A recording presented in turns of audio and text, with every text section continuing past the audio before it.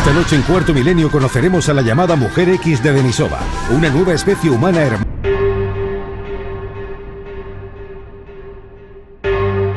El demonio en el Escorial.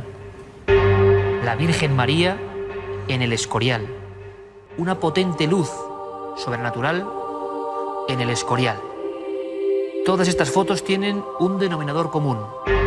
Han sido obtenidas en el lugar de la polémica actual, un lugar llamado Prado Nuevo.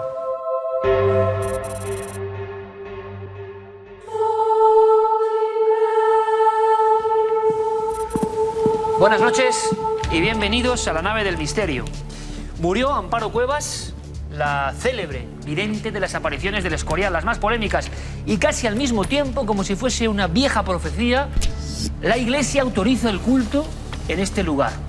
Hemos estado allí y hemos visto todo lo que ocurre, porque además hemos tenido los permisos, y hay que decirlo, la amabilidad de muchas de estas personas para grabarlo prácticamente todo, y vamos a ofrecérselo.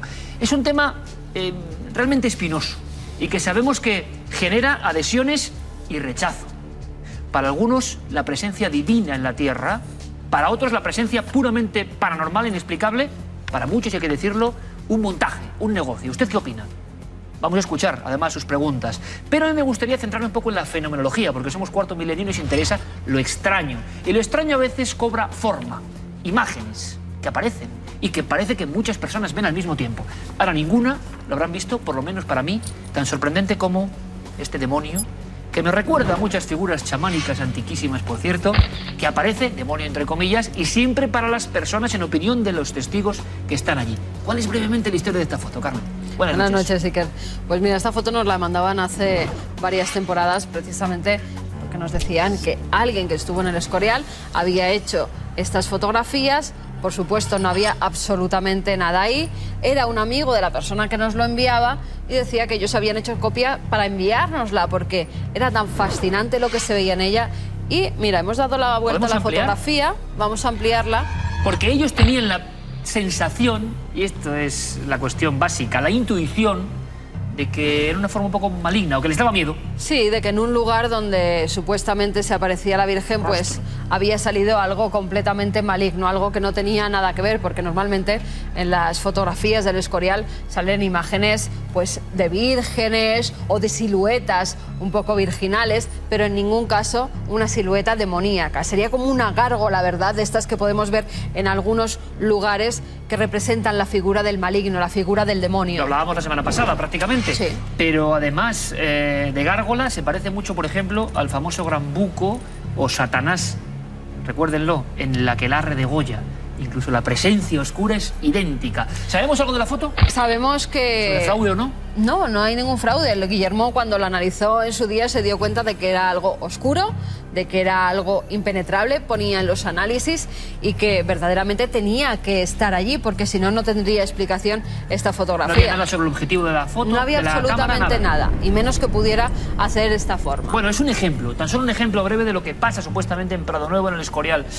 Imágenes como estas. También está el otro lado. Imágenes que parecen muy claro que son un fraude o un error o un efecto óptico. Porque claro, ver esto así sorprende muchísimo, ¿no? Sí, unas imágenes. Aquí tenemos el rostro de María. Además, uno de los rostros de la Virgen María, uno de los rostros que se ha difundido en numerosos libros, porque hay un cuadro precisamente que se encuentra en Prado Nuevo, que es el rostro de esta Virgen. Ahí lo tenemos. Vemos que está como difuminado, ¿verdad?, por la gran luminosidad que parece darle, con un resplandor que lo hace todavía pues más enigmático, más virginal, incluso más divino. En este caso, el poder de la creencia pues va mucho más allá. Nos decía la persona que nos lo enviaba que había utilizado 14 cámaras diferentes, las diferentes ocasiones que había acudido al lugar. Siempre salía esto. Precisamente porque salían cosas muy extrañas. Y siempre salían esta especie de imágenes, tanto esa como la del Cristo que hemos visto anteriormente. Ahí la tenemos, ¿verdad?, que se ve el Cristo, claro, una cruz, así, una representación. Como el 90% de los espectadores dice, claro, un montaje, un error, un fraude. No es un montaje, no es un error, no es un fraude. Realmente es una equivocación. Esta persona fotografiaba a algunos lugares, lo que pasa es que hay cristales. Hay muchos cuadros colgados en diversos árboles y la luz del sol reflejando en alguno de ellos, y además por la posición de los mismos cuadros ha hecho que salgan este tipo de imágenes, este tipo de fotografías. Un error inconsciente. Un error totalmente inconsciente. En Prado Nuevo, 367 mensajes supuestamente de la Virgen a través de Amparo Cuevas, que ha fallecido hace unas fechas. Muchos de ellos bastante apocalípticos. Sin embargo, un montón de personas que acuden allí asegurando que ha habido curaciones, que ha habido conversiones, que su vida ha variado, que han encontrado la paz que no tenían en este mundo. Y que, de verdad, puede ser uno de los debates más polémicos, sin dejar de lado, por supuesto, la fenomenología. Fernando Sánchez Dragó, Enrique de Vicente, el doctor José Miguel Gaona y Santiago Vázquez en unos minutos estarán aquí. Pero antes yo creo que hay que dar paso a todo lo que ha pasado esta semana, que es mucho. Actualidad en Cuarto Milenio.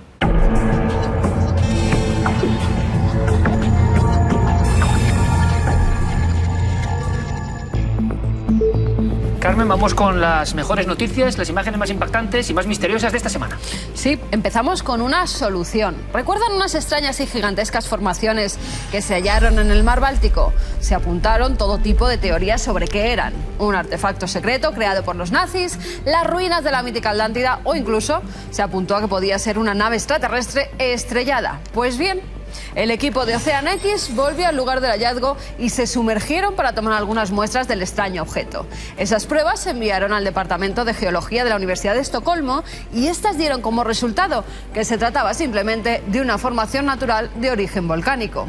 Pero los miembros de Ocean X no están de acuerdo con los resultados y aseguran que esa formación circular de 18 metros de diámetro no es natural y que cuando estuvieron sobre ella sintieron cosas que no se pueden explicar. Peter Lindeberg, el líder del equipo, además apunta que tras 6.000 inmersiones en el mar nunca ha visto nada igual a esta especie de hongo del que parecen salir chimeneas. Y nos vamos hasta China, donde el río más largo ha amanecido completamente rojo. El río Yangtze aparece como si hubiese sido teñido de un color rojo sangre.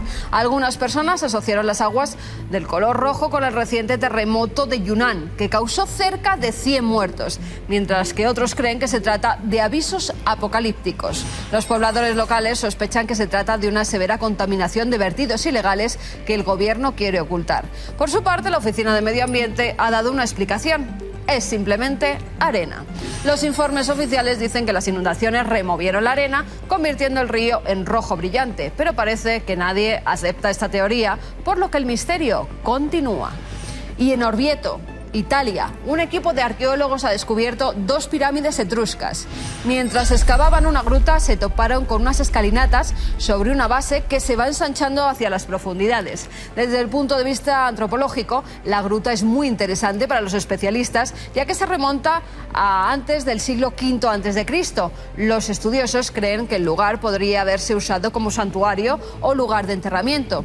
También en el Parque Arqueológico de Bomarzo se han hallado algunas enigmáticas estructuras similares a una pirámide.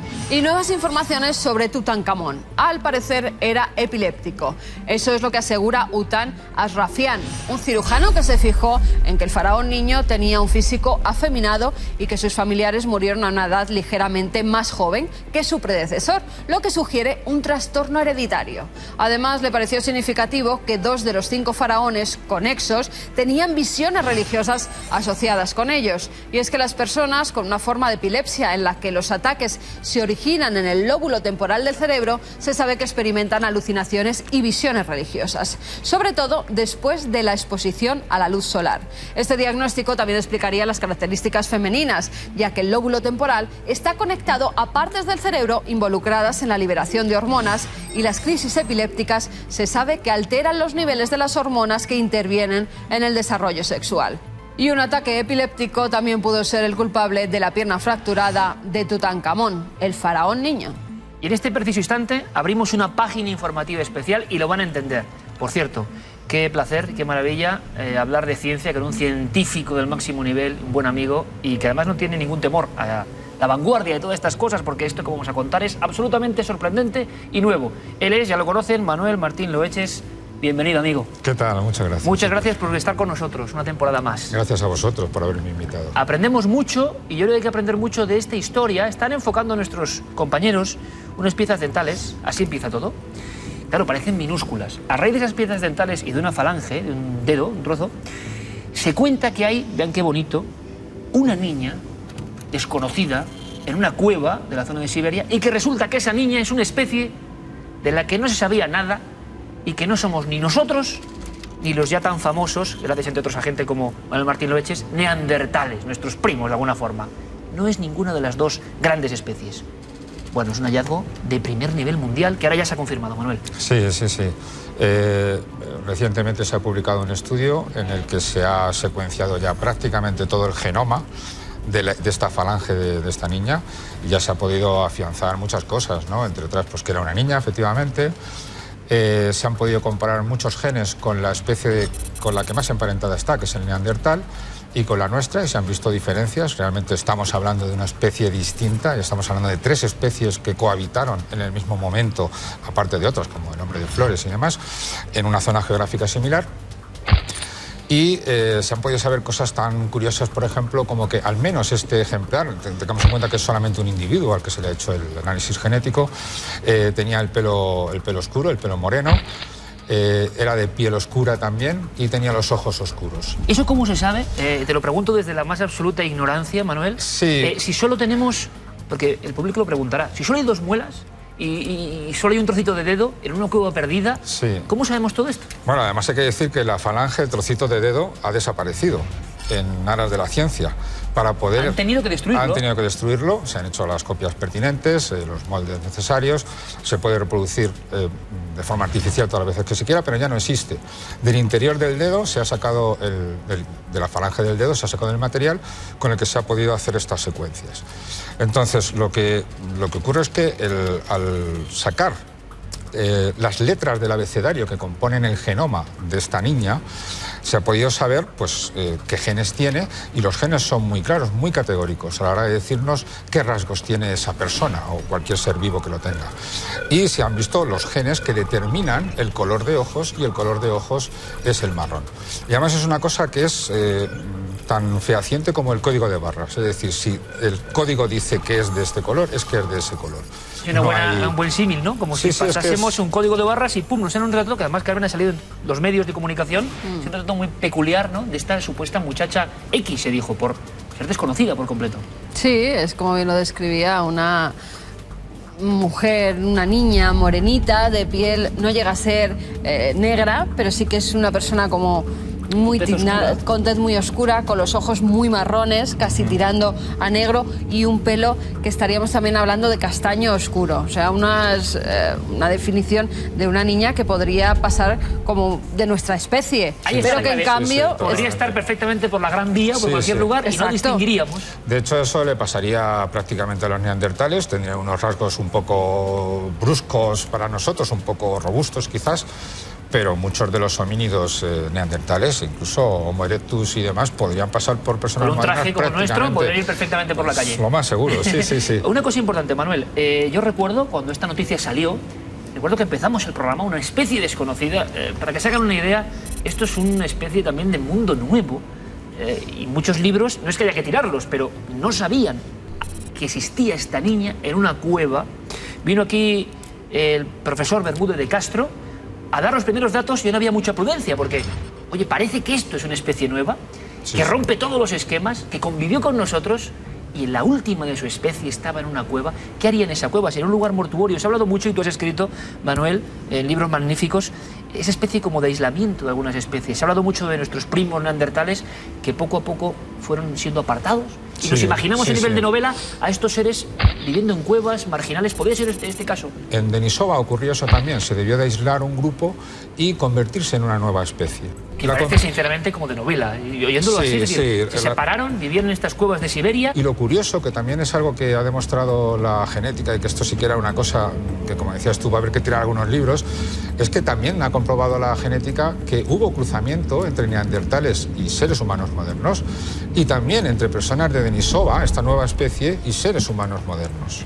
Que los seres humanos de nuestra especie se juntaron con esta especie de la última niña. Sí, sí, es que además, como digo, es que es incontestable. El código de barras del código genético lo dice muy claramente. Hay secuencias genéticas en el neandertal que no tiene nadie en el mundo, o más bien, que tienen todos los europeos, pero no existen en África. Entonces hubo un cruzamiento de personas que ahora existen de antecesores de personas de Europa con los neandertales. Y lo mismo ha ocurrido con Denisova. Hay personas en Melanesia, en estas islas del Pacífico, que resulta que tienen secuencias de ADN que solo están en Denisova. Tienen trocitos de DNI de esta gente. Es decir, ahora en Europa hay descendientes de neandertales. Y eso lo dice la genética. Manuel, vamos a ver. Yo hace 3 años, hablando con científicos, y tú lo sabes, muchos, bueno, me lo suelen llamar mucho, pero me llamaban loco, esto es imposible, y esto es una teoría de novela, de asuntos de poetas, no de científicos, lo de los cruzamientos. ¿Me estás diciendo que ahora...?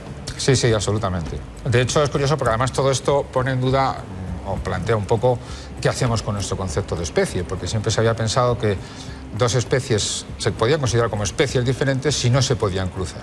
Es decir, si no dejaban descendencia cuando se apareaban. Hace unos años ya se dijo, bueno, hay especies distintas que se aparean, dejan descendencia, pero la descendencia no es fértil, esta descendencia no puede dejar descendencia. Ahora bien, está claro que neandertales y Homo sapiens se cruzaron, tuvieron hijos, y los hijos de esos hijos están hoy día vivos. Están viviendo en Europa con nosotros. Puede que tú y yo, Carmen, tengamos algo de ellos. Y en el caso de los denisovianos también ocurrió lo mismo. También un grupo de gente de Homo sapiens se cruzó con esta gente de Denisova y hoy día han ido a parar al Pacífico. Ahí están, los papúes, que tienen un fragmento de ADN que no tiene nadie en el mundo, salvo los denisovianos y ellos. O sea, que la genética está siendo un poco la gran lupa que está descubriendo quizá Manuel, aunque cueste decirlo, porque es muy difícil mover grandes bloques de pensamiento, que sabemos muy poco en torno a nuestro pasado. Que lo que creíamos que era ABC, estas especies, aquí... Parece que pudo haber más otras humanidades. Eso de ese lema tan bonito y para muchos tan fantasioso de existió otra humanidad, es que es verdad.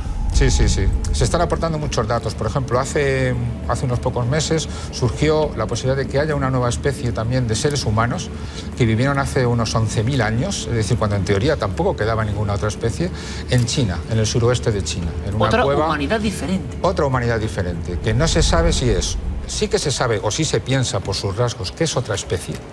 Las mandíbulas muestran rasgos que no presenta nuestra especie, pero sí que son arcaicos, por ejemplo, están presentes en Neandertal, pero claro, hace 11.000 años un Neandertal es imposible. Y tiene otros rasgos que además son únicos. Luego es otra especie, que también se aislaron, es decir, el aislamiento es lo que hace todo, y que estarían ahí en China viviendo su vida hasta que desaparecieron. Para que lo entienda todo el público, yo el primero. Estos son teorías que las cuenta un novelista, otras humanidades viviendo al margen o conviviendo de una forma extraña, imagino, porque al final desaparecen y vaya, es que es verdad. Claro, la pregunta es, esas piezas dentales, ese trozo de falange, ¿por qué es una especie, no? Es muy bonita la historia de que una niña, la niña X, la niña de las cuevas de Denisova, el investigador Svante Pääbo es el que descubre todo esto, resulta que es la última de su especie, por lo que sabemos. También es como muy de novela, ¿no? No es que se haya encontrado un yacimiento en diferentes puntos, es un ser. Un ser, sí. Y además la genética nos dice muchas cosas que nos dejábamos en el tintero. Por ejemplo, de las secuencias de ADN se ha sabido, o se puede saber, qué genes tienen en relación con la construcción de su cerebro. Con lo cual podemos saber de alguna manera las capacidades cognitivas, claro, todo esto ahora un poquito en el aire, que tendría esta chica o esta especie entera. Digamos, es todo un camino por recorrer. O sea, estamos intentando hacer el retrato robot de una niña sin nombre en una cueva de Siberia que representa un desafío científico de primer nivel y, como decíamos, digno de la mejor de las novelas. Y está pasando, y esta niña quizás es solo la punta del iceberg. Eso es lo asombroso y lo escalofriante, porque da la impresión de que ni siquiera hace 11.000 años, que es antes de ayer en la historia, conocemos muy bien quién andaba por el mundo. A mí me encantaría contar este tipo de sorpresas, porque son maravillosas, están pasando ahora, esto es pura ciencia, pero es fantástico, con nuestro amigo Manuel Martín Lueches. Un placer. Como siempre. Lo mismo digo. Hasta la próxima y seguiremos hablando, seguiremos viendo qué pasa con esta niña. Gracias, Manuel. Y ahora, si les parece, nos asomamos a la cara oculta. Noticias que deben conocer y que habitualmente no se cuentan.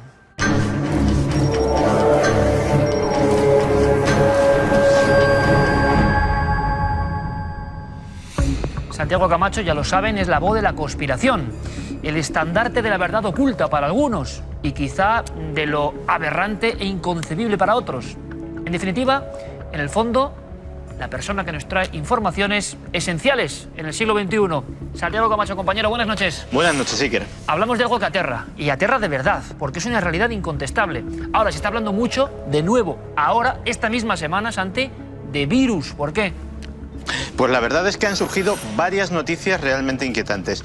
La primera nos lleva al pasado mes de mayo, cuando la revista Nature se vio envuelta en una tremenda polémica al publicar un trabajo del Erasmus Medical College de los Países Bajos que mostraba los pasos para mutar el H5N1, el virus de la gripe aviar, y convertirlo en un virus prácticamente mortal que se podía contagiar entre humanos, algo capaz, según las fuentes estadounidenses que intentaron frenar la publicación a toda costa, de generar un arma biológica que crease una pandemia a nivel mundial. Pues bien, ¿por qué traemos esa noticia de mayo actualmente? Pues porque ese mismo virus, ahora mismo, en el norte de Vietnam, se está empezando a ver casos entre seres humanos, y está sucediendo lo que predecían los científicos en ese artículo.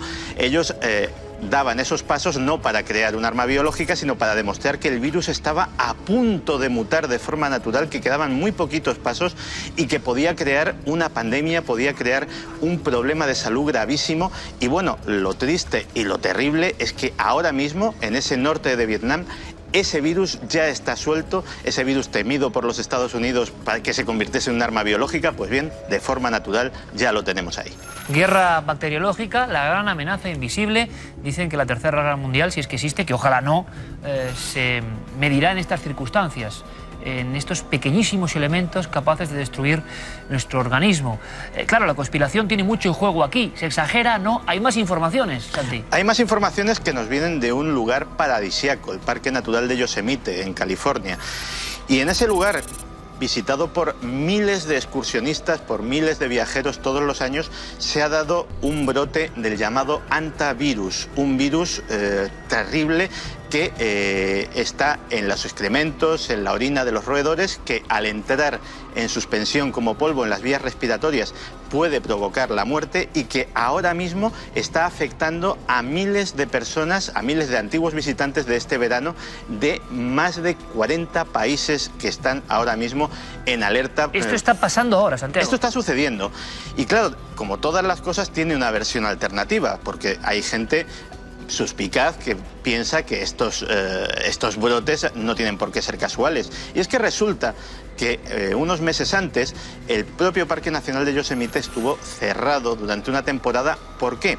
Porque se declaró lo que públicamente se dijo que era un vertido accidental de azufre, que es una sustancia que en absoluto puede generar esta enfermedad. Pero claro, resulta que el hantavirus, por sus características, es un polvo que no es transmisible entre humanos, es uno de los favoritos a la hora de ¿qué? A la hora de generar armas biológicas.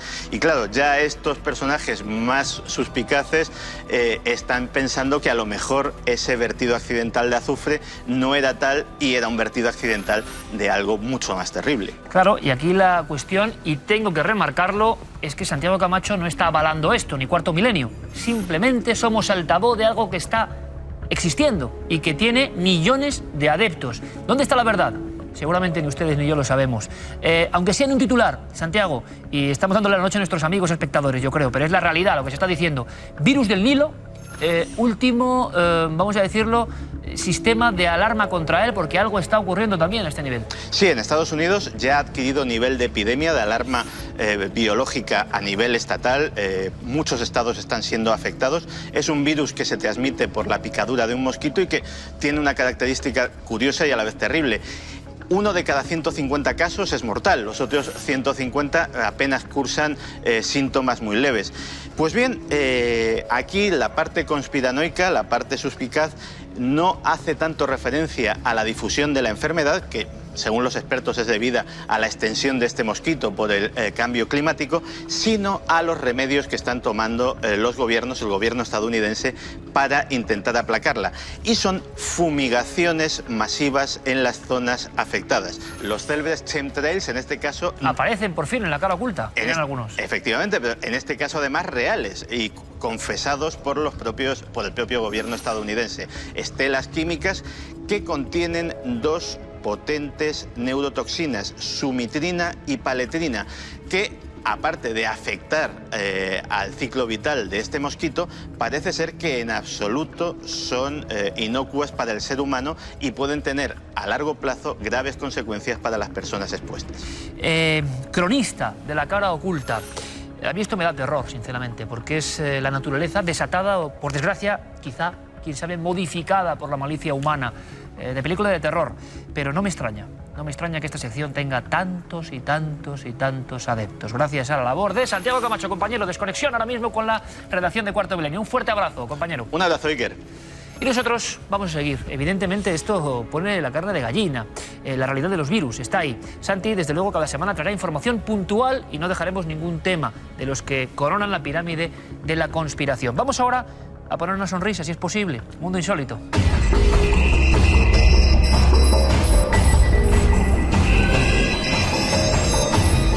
La primera noticia insólita de esta semana nos lleva hasta Camboya, donde un niño de 3 años, Rai Rong, está causando sensación. Cientos de personas acuden hasta su casa porque aseguran que es un niño milagroso, que cura a las personas que van enfermas de algún mal. Incluso que el agua que toca se convierte en agua milagrosa. Todo comenzó con su tía. Al parecer tenía una enfermedad incurable, pero el chico fue a buscar unas hierbas, hizo un brebaje, se lo bebió y su tía está curada del todo. Ya ven, le llevan de todo a este niño milagroso.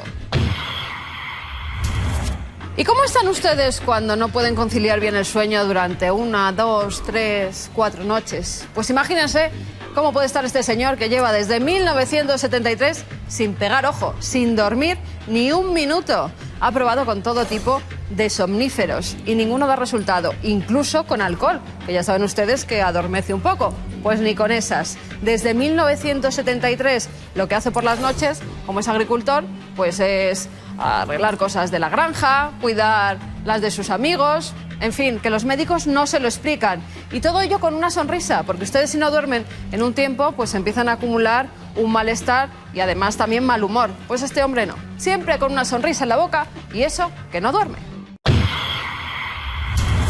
Y acabamos en la sede central de la CIA, de la Agencia Central de Inteligencia. Tiene una especie de monolito a su entrada. Este monolito tiene un idioma extraño encriptado que hizo el propio escultor en 1988. Contó con la ayuda de un exagente de la CIA, que precisamente se dedicaba a encriptar mensajes. Pues bien, han pasado todos estos años y aún con los ordenadores tan potentes que tienen, con todo el personal trabajando que resuelve los mayores misterios, los mayores enigmas, bueno, pues este que tienen delante de sus narices, que pasan todos los días por él, no lo han podido solucionar. El enigma criptos, así lo llaman. Y nos vamos hasta la videoteca. Iker nos va a traer unas imágenes de un actor impresionante que se encontró cara a cara con el misterio.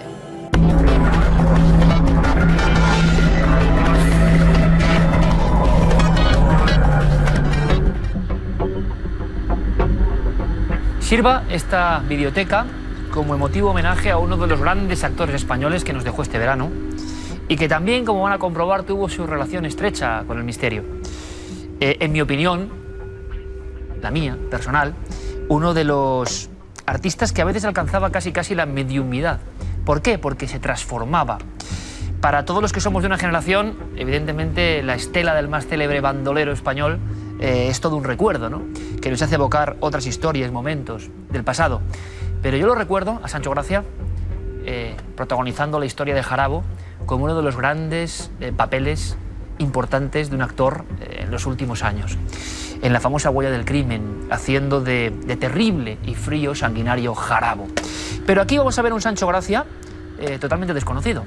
El documento, el programa Su Turno, ahí estaba, otro genio, Jesús Hermida, dando paso a el sabido y consabido asunto de los ovnis. Y Sancho Gracia de repente se atrevía a contar su propia experiencia. ¿Quieren verlo? Creo que es una de esas pequeñas joyas de la historia. En un minuto lo resumimos. Ahí va. Quisiera terminar esta primera parte pues, con otro testimonio. Sancho Gracia, por favor. ¿Cuándo? ¿Cómo? ¿Qué fue ese ovni? Y nos vamos directamente después a la pausa. Pues fue, como te he dicho, una vez y media. Una vez en un viaje intercontinental, creo que era con comandantes Ordovás, que son 4, que yo me invitó a ir a la cabina, y entonces pasó una cosa como muy rápida y muy luminosa, y él se lo tomó con mucha naturalidad, ¿no? Dije, ¿qué es eso? Me dijo, es un ovni.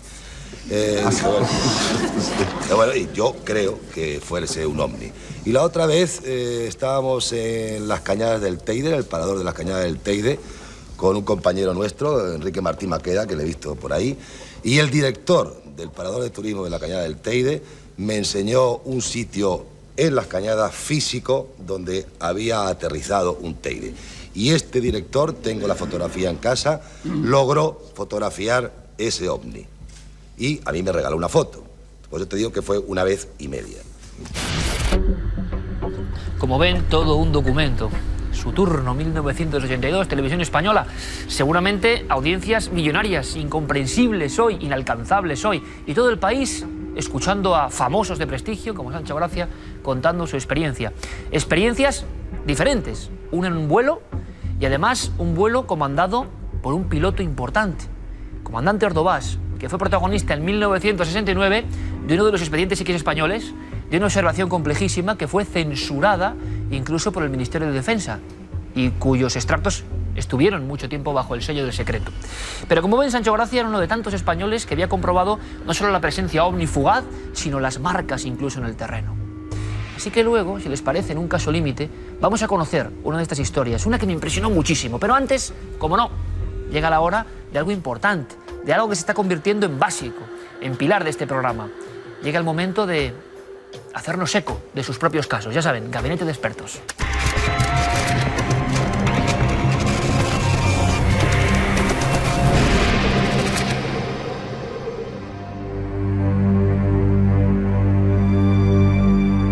Aprovecho para agradecerles la gran acogida de este fragmento del programa, de esta sección tan especial que es Gabinete de Expertos, porque estamos siendo literalmente inundados por una gran cantidad de sucesos.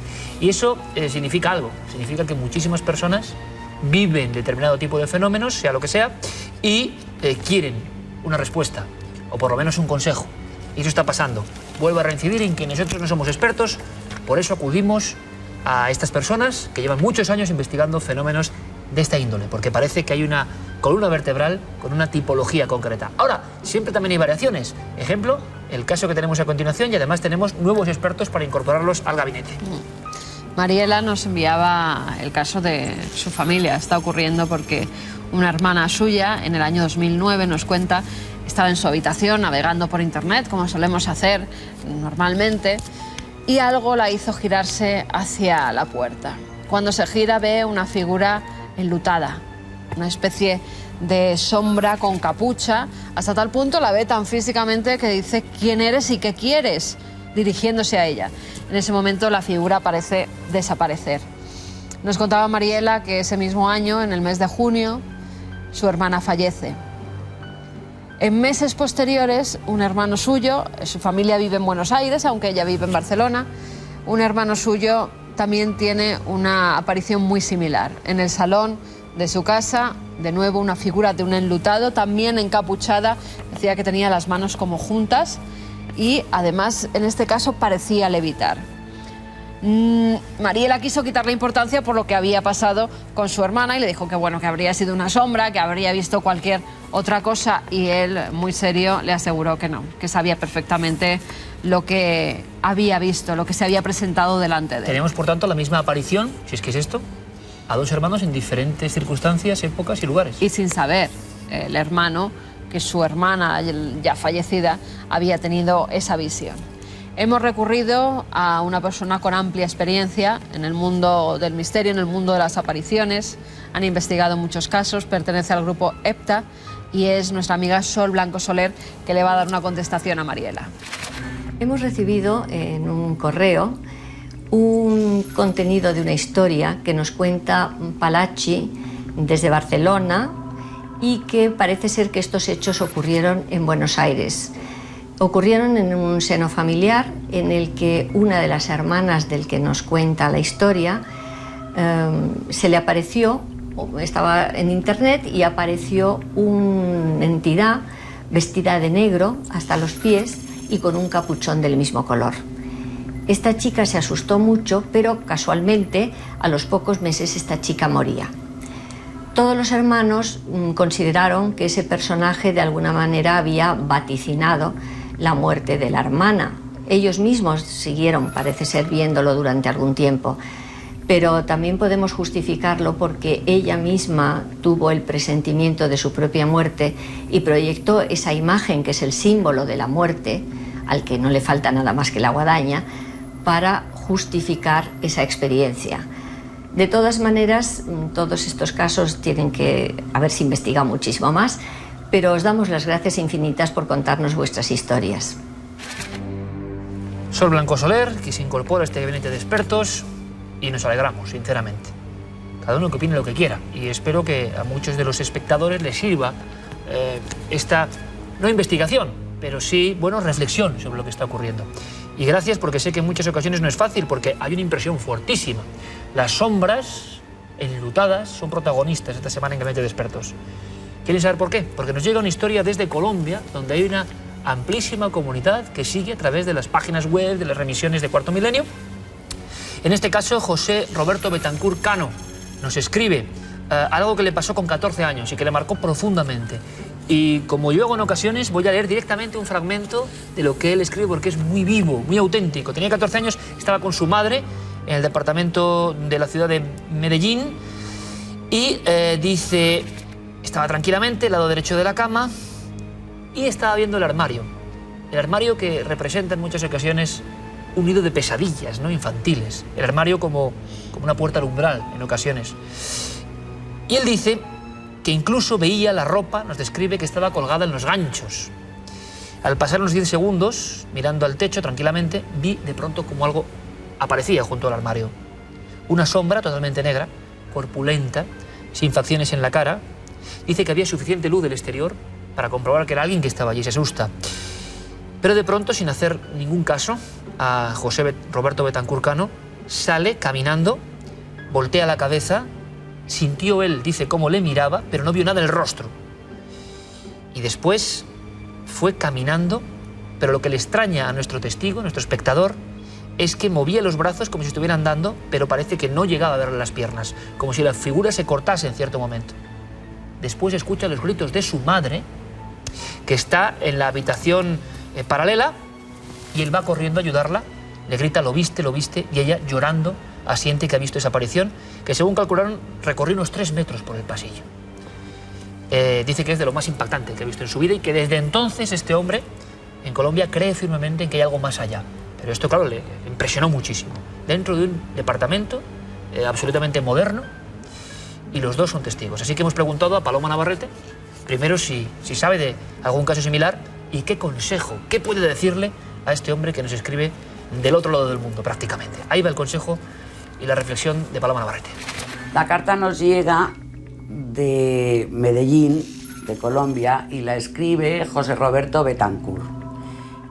José Roberto ha tenido una experiencia muy interesante, sobre todo porque no es una experiencia solamente subjetiva, sino es una experiencia que podemos llamar objetiva, ya que ha sido vivida por 2 personas, y por 2 personas además que estaban en habitaciones distintas y que en ese momento no se comunicaban entre sí. O sea, José Roberto estaba en su cuarto y ve salir una sombra, pero una sombra con la silueta de una persona caminando, sale caminando desde un ropero. Caminando no es exactamente la palabra, sale flotando del ropero, pero dando la impresión de caminar, haciendo los movimientos del caminar. Y si yo le pudiera preguntar, le preguntaría si le vio los pies, porque seguramente no se los vio. Eso es una de las cosas que ocurren en estas experiencias, que no se suelen ver los pies de esas apariciones.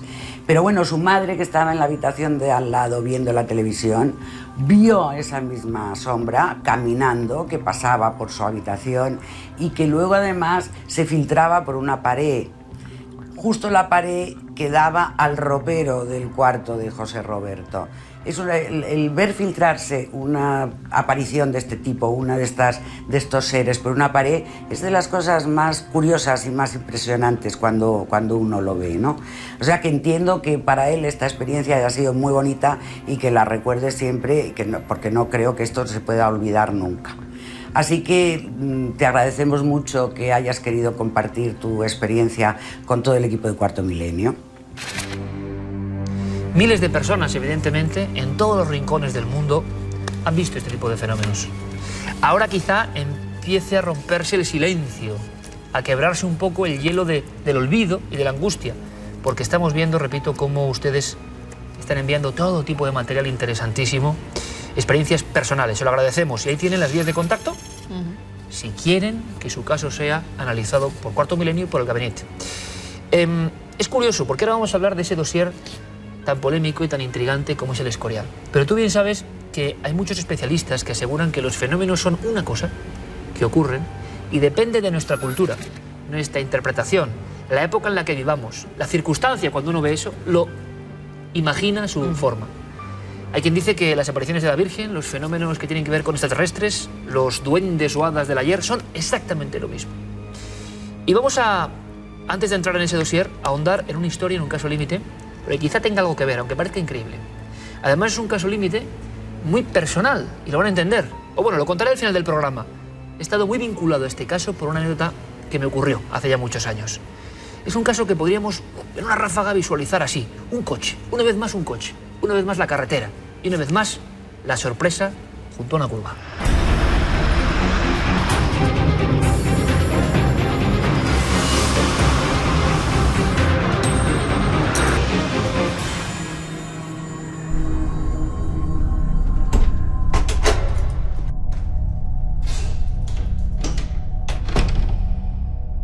Los casos límite son sucesos que no puedo borrar de mi mente, que me marcaron profundamente, sobre todo en la niñez, cuando los conocí, cuando los leí, y que es un placer con nuestro equipo de Recreaciones volver a revitalizar o resucitar para que ustedes imaginen, casi comprueben lo que pudieron pasar esos testigos de lo insólito. Siempre es así. Son casos muy especiales y en este preciso incidente hay algunas conexiones, lo van a ver, con el dossier que viene después, aunque aparentemente los temas no encajen por ningún lado. Verán, hagamos un esfuerzo y viajemos en el tiempo. Nos marchamos a la provincia de Burgos y concretamente al mes de abril de 1975. Ya lo han visto, ha pasado fugaz. Ese Simca 1200, todo un emblema de la época, que rápidamente circula por una carretera secundaria por algo. Pero todo empieza un poco antes. Son tres muchachos, tres jóvenes que han acudido a la población de Peral de Arlanza, en esas planicies interminables de Castilla y muy cerca ya de la provincia de Palencia. Salen de un circo, porque el circo ha llegado, y era una novedad, a esos lares, y están comentando tranquilamente, emocionados incluso, pues la impresión que les había producido no era habitual, ni se tenían los medios de ahora, ni, hay que decirlo, ¿no?, las posibilidades de esparcimiento de ahora, pues por ejemplo el domador, las bestias. Era un acontecimiento y sobre eso hablaban los tres amigos burgaleses que se dirigían del pequeño pueblo de Peral de Arlanza hacia una finca situada a unos pocos kilómetros, la finca Pinilla. Todo iba con normalidad. El coche, tranquilamente, nadie. En esa dirección no iba nadie, estaban completamente solos. Pero de pronto la soledad se vio marcada por algo, como tantas otras veces, y ustedes ya casi lo intuyen. Un foco, una luz, una luminaria, un resplandor. Algo que tiene dos vertientes. A veces, según donde se vea y por quien lo vea, genera expectación, incluso genera sensación de santidad o de algo milagroso. Lo que inspira es miedo, es terror. Sobre todo porque esa luz, ese foco, esa especie de lamparil de gran tamaño, empieza, o es la impresión que tienen los tres testigos a bordo del Simca 1200, a ponerse en paralelo y a perseguirles. Llegan a observarlo por el cristal del retrovisor. Hace un giro y se pone ese objeto volante no identificado, lo que sea, a su vera. Logran ver su potencia, su resplandor. No se parece a nada. No es otro vehículo, no es un avión, no es un helicóptero, no es nada. Simplemente una limpia esfera que emite una poderosísima luminescencia. ¿Qué ocurre? Pues ocurre lo lógico. Hay un momento en que la luz les adelanta y parece que se posa o que se queda flotando como si aguardase la llegada del coche por algo. Y eso aterra a los 3 testigos. Están convencidos, se sienten cobayas de algún tipo de experimento, de que aquello les va a atrapar, de que aquello va a hacerles algo malo, que lleva el diablo hacia Peral de Arlanza, de donde habían salido hace unos minutos. Aquello no podía alcanzarles. Rápidamente, nerviosos, ¿qué ha sido eso? Están pensando o casi gritándose entre ellos en el coche, y uno de ellos va en la parte de atrás y va con la cara casi pegada al cristal, temiendo lo peor. Y lo peor ocurre. Aquella luminaria vuelve a salir de ese escondrijo y empieza a gran velocidad a alcanzar de nuevo al vehículo. Un vehículo que lleva prácticamente a 120 km/h, que es lo que prácticamente daba el motor. Están atemorizados, están llenos de pánico y aquello se les echa encima. Hay un momento en que les escanea prácticamente, les radiografía, les pasa por encima, los ilumina y el coche de nuevo queda prácticamente al ralentí. Hay un instante en que creen que falla el motor, además. Justo eso se pone de nuevo, es como jugar al gato y al ratón. La misma escena, de nuevo giro rápido y hacia la finca. Tienen que huir como sea de aquella especie de maldición en forma de luz. La última escena la están imaginando. Aquello vuelve a arrancar, es una persecución única, yo creo, en la historia de la ufología española, pero lo que hace es situarse a la izquierda en esta ocasión. Ellos creen que casi va a colisionar contra el coche y se queda en una loma. Y la última escena que me impresionó muchísimo es la de los 3 muchachos de Peral de Arlanza. Ya no saben a dónde ir, si a la finca, si al pueblo, qué hacer, aquello va por ellos. Y de pronto, lentamente, hay algo que les obliga a reducir la marcha, hay algo que les impresiona. Y aquí está el quid de la cuestión. Ese objeto, sea lo que fuere, está posado en una loma, como un sol en la medianoche. Y entonces ven a un hombre. Y a mí esto me impresionó muchísimo. Y he podido investigar el caso de primera mano.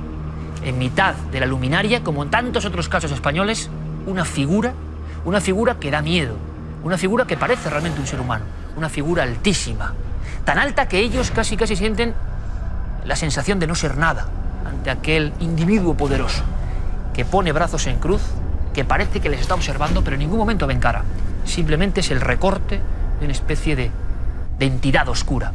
Se fijan en una cosa que les da más miedo y que parece absurda y ridícula y no es única. Hay como una larga cabellera que se mueve con el viento. Aquel ser no parece humano, es mucho más alto, o eso les parece, y les está observando como quien se ríe de ellos. Rápidamente el coche vuelve a encabritarse con absoluta locura, el pedal a fondo, y aquellos 3 muchachos huyen de allí. No supieron más de la luz, pero en Peral de Arlanza sí. Durante la noche, durante toda la noche, por lo menos hasta las 4:15 de la madrugada, según testificó la Guardia Civil, aquel extraño sol se puso sobre el pueblo y bañó de luz espectral y extraña, a la pequeña aldea donde nunca pasaba nada de Peral de Arlanza.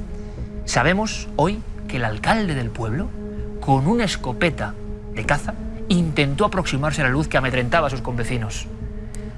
A pocos metros de ella, casi cayó por la barranquera, impresionado por aquel fulgor. Esta es la historia. Como comprenderán, yo leyendo esto siendo un niño, me impresionó vivamente. Espero que hayamos podido recuperar la sensación. ¿Qué tiene que ver este caso límite con lo que viene a continuación, el asunto del Escorial? Que la imagen primigenia, lo que se observa, esa gran esfera con un hombre que puede parecer un ángel o un demonio, según la circunstancia, parece que es lo mismo. Parece que el fenómeno es la raíz de una misma historia que se repite, y dependiendo de quién lo vea, en qué circunstancia y contexto, eso puede ser angelical, puede ser demoníaco o puede ser del espacio. Nunca sabrán los amigos de Peral de Arlanza qué tuvieron ahí y por qué jugó con su coche de esa forma en aquella madrugada de abril de 1975.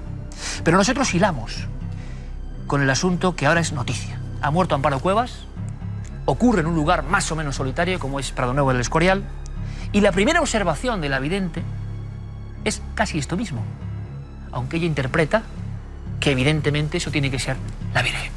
Y a partir de ahí mensajes, como decíamos, 367, curaciones milagrosas aparentemente, gente que piensa que todo esto es un movimiento sectario, levitaciones, sangraciones, visiones, profecías, una fecha del fin del mundo, de todo hay en las apariciones del Escorial que han sido reconocidas por la Iglesia. Esto es suficiente, ¿verdad?, para ir allí, para hablar con la gente, para intentar contemplar esos fenómenos por nosotros mismos. Y es lo que hemos hecho con Paco Pérez Caballero. Y ahora a continuación, creo que en mesa de debate de lujo, nos adentramos en este actualísimo misterio de las apariciones de Pradonuevo en el Escorial.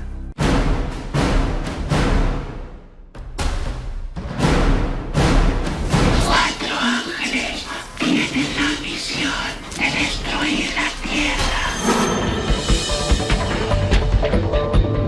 vida de Luz Amparo Cuevas, una humilde empleada de hogar, cambia en noviembre de 1980. A partir de esa fecha, y según sus propias palabras, empieza a tener encuentros con el Señor. Por aquel entonces, trabaja para Julia Sotillo, una mujer que no es creyente y que, según dice, descubre a Dios a través de Luz Amparo cuando ésta empieza a revivir en su cuerpo la pasión de Cristo. Claro, en ese momento empezó, hacía así con las manos, ¡ay Dios mío, ay Dios mío! Y yo vi cómo se salía sangre de esa mano. Y pues fui cuando vi el apunte, le botaba sangre. Y ya me quedé con las manos así cogidas y viendo la sangre y vi como que yo creí que se había muerto. Pero ya de pronto empezaron unos puntitos, así en la frente, puntitos, y empezaron a sangrar también. Y me acuerdo que Fernando, que es un empleado de la tienda, me dijo, fijaros a ver si la salen agujeros en las manos. Este chico no era creyente. El caso que llego, y efectivamente, ya tenía agujeros en las manos, pero estaba en forma de cruz. El 14 de junio de 1981, en Prado Nuevo, Amparo asegura que ve a la Virgen. Dice que le pida que construya una capilla en ese lugar y el agua de la fuente curará. Será el primer mensaje y habrá muchos más. Sigo trayendo la paz, hijos míos, pero vosotros seguís buscando la guerra. Amparo sigue yendo al Prado.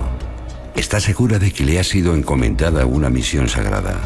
Y poco a poco los adeptos se multiplican, convencidos de que posee unos dones que solo le pueden haber sido otorgados por Dios. La introspección de conciencia, la levitación, la ubicuidad, estar en dos lugares a la vez. Y eso lo hemos visto cientos de personas. Es decir, es que no es ni una ni dos, es que son cientos de personas. Algunas personas deciden ayudar a Luz Amparo a cumplir los mandatos de la Virgen. Y así comienza a gestarse su obra y su comunidad, que hoy tiene 60 miembros que lo comparten todo. Pero también hay muchas personas que dudan de la supuesta elegida, sosteniendo que todo aquello no tiene ningún sentido. Esta fotografía es la que le envían al psiquiatra Francisco Alonso, porque al psiquiatra no le permiten ver esto directamente. Entonces lo que le envían es esta foto de los supuestos estigmas que había tenido la vidente. Entonces el psiquiatra analiza esta foto y dice, es curioso que la sangre, esta sangre, no le sale del lacrimal, le sale del párpado.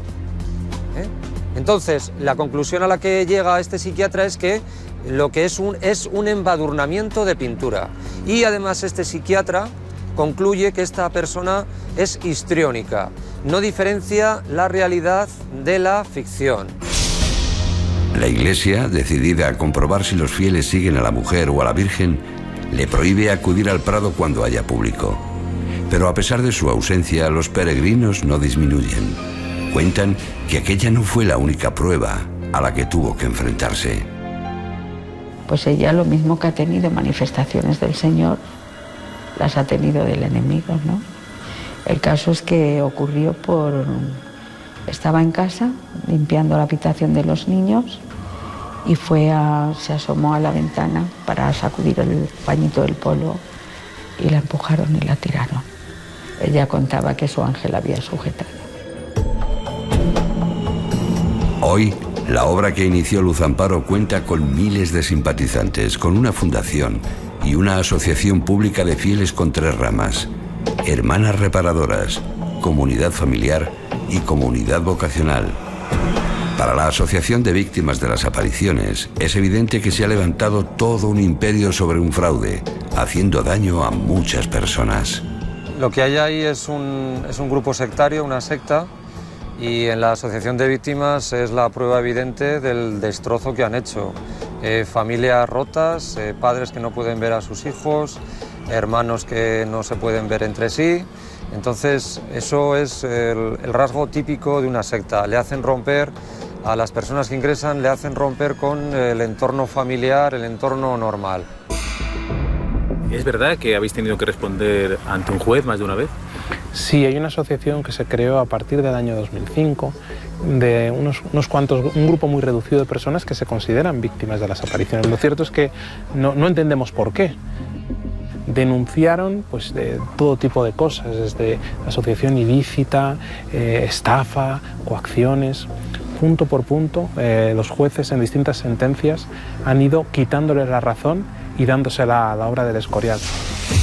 Luz Amparo Cuevas muere el 17 de agosto de 2012. El sábado 1 de septiembre, sus fieles se reúnen en Prado Nuevo para inaugurar una capilla en su honor consagrada a la Virgen de los Dolores. Cuarto Milenio es el único medio que obtiene permiso para asistir a la celebración.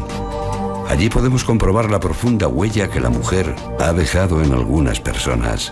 Yo tuve la gran suerte de estar con ella por 3 veces por lo menos y la recuerdo, era especial. Amparo tiene una importancia muy grande en mi vida porque vi en ella una madre espiritual muy grande. Por inercia, pues dije las palabras del Ave María cuando se empezó a rezar el rosario. Y ese rosario que recé aquí fue algo que cambió mi vida para siempre. Mi sorpresa es que cuando bajé tuve una sensación de que había algo sobrenatural aquí, como una presencia de la Virgen impactante. La Asociación de Víctimas de las Apariciones señala a la vidente como una pobre enferma de la que se han aprovechado para construir una enorme estafa que terminará por derrumbarse. Sin embargo, sus fieles confían en que la Iglesia, que ya ha autorizado la construcción de una capilla en Prado Nuevo, termine por reconocer su figura y el carácter sobrenatural de las apariciones.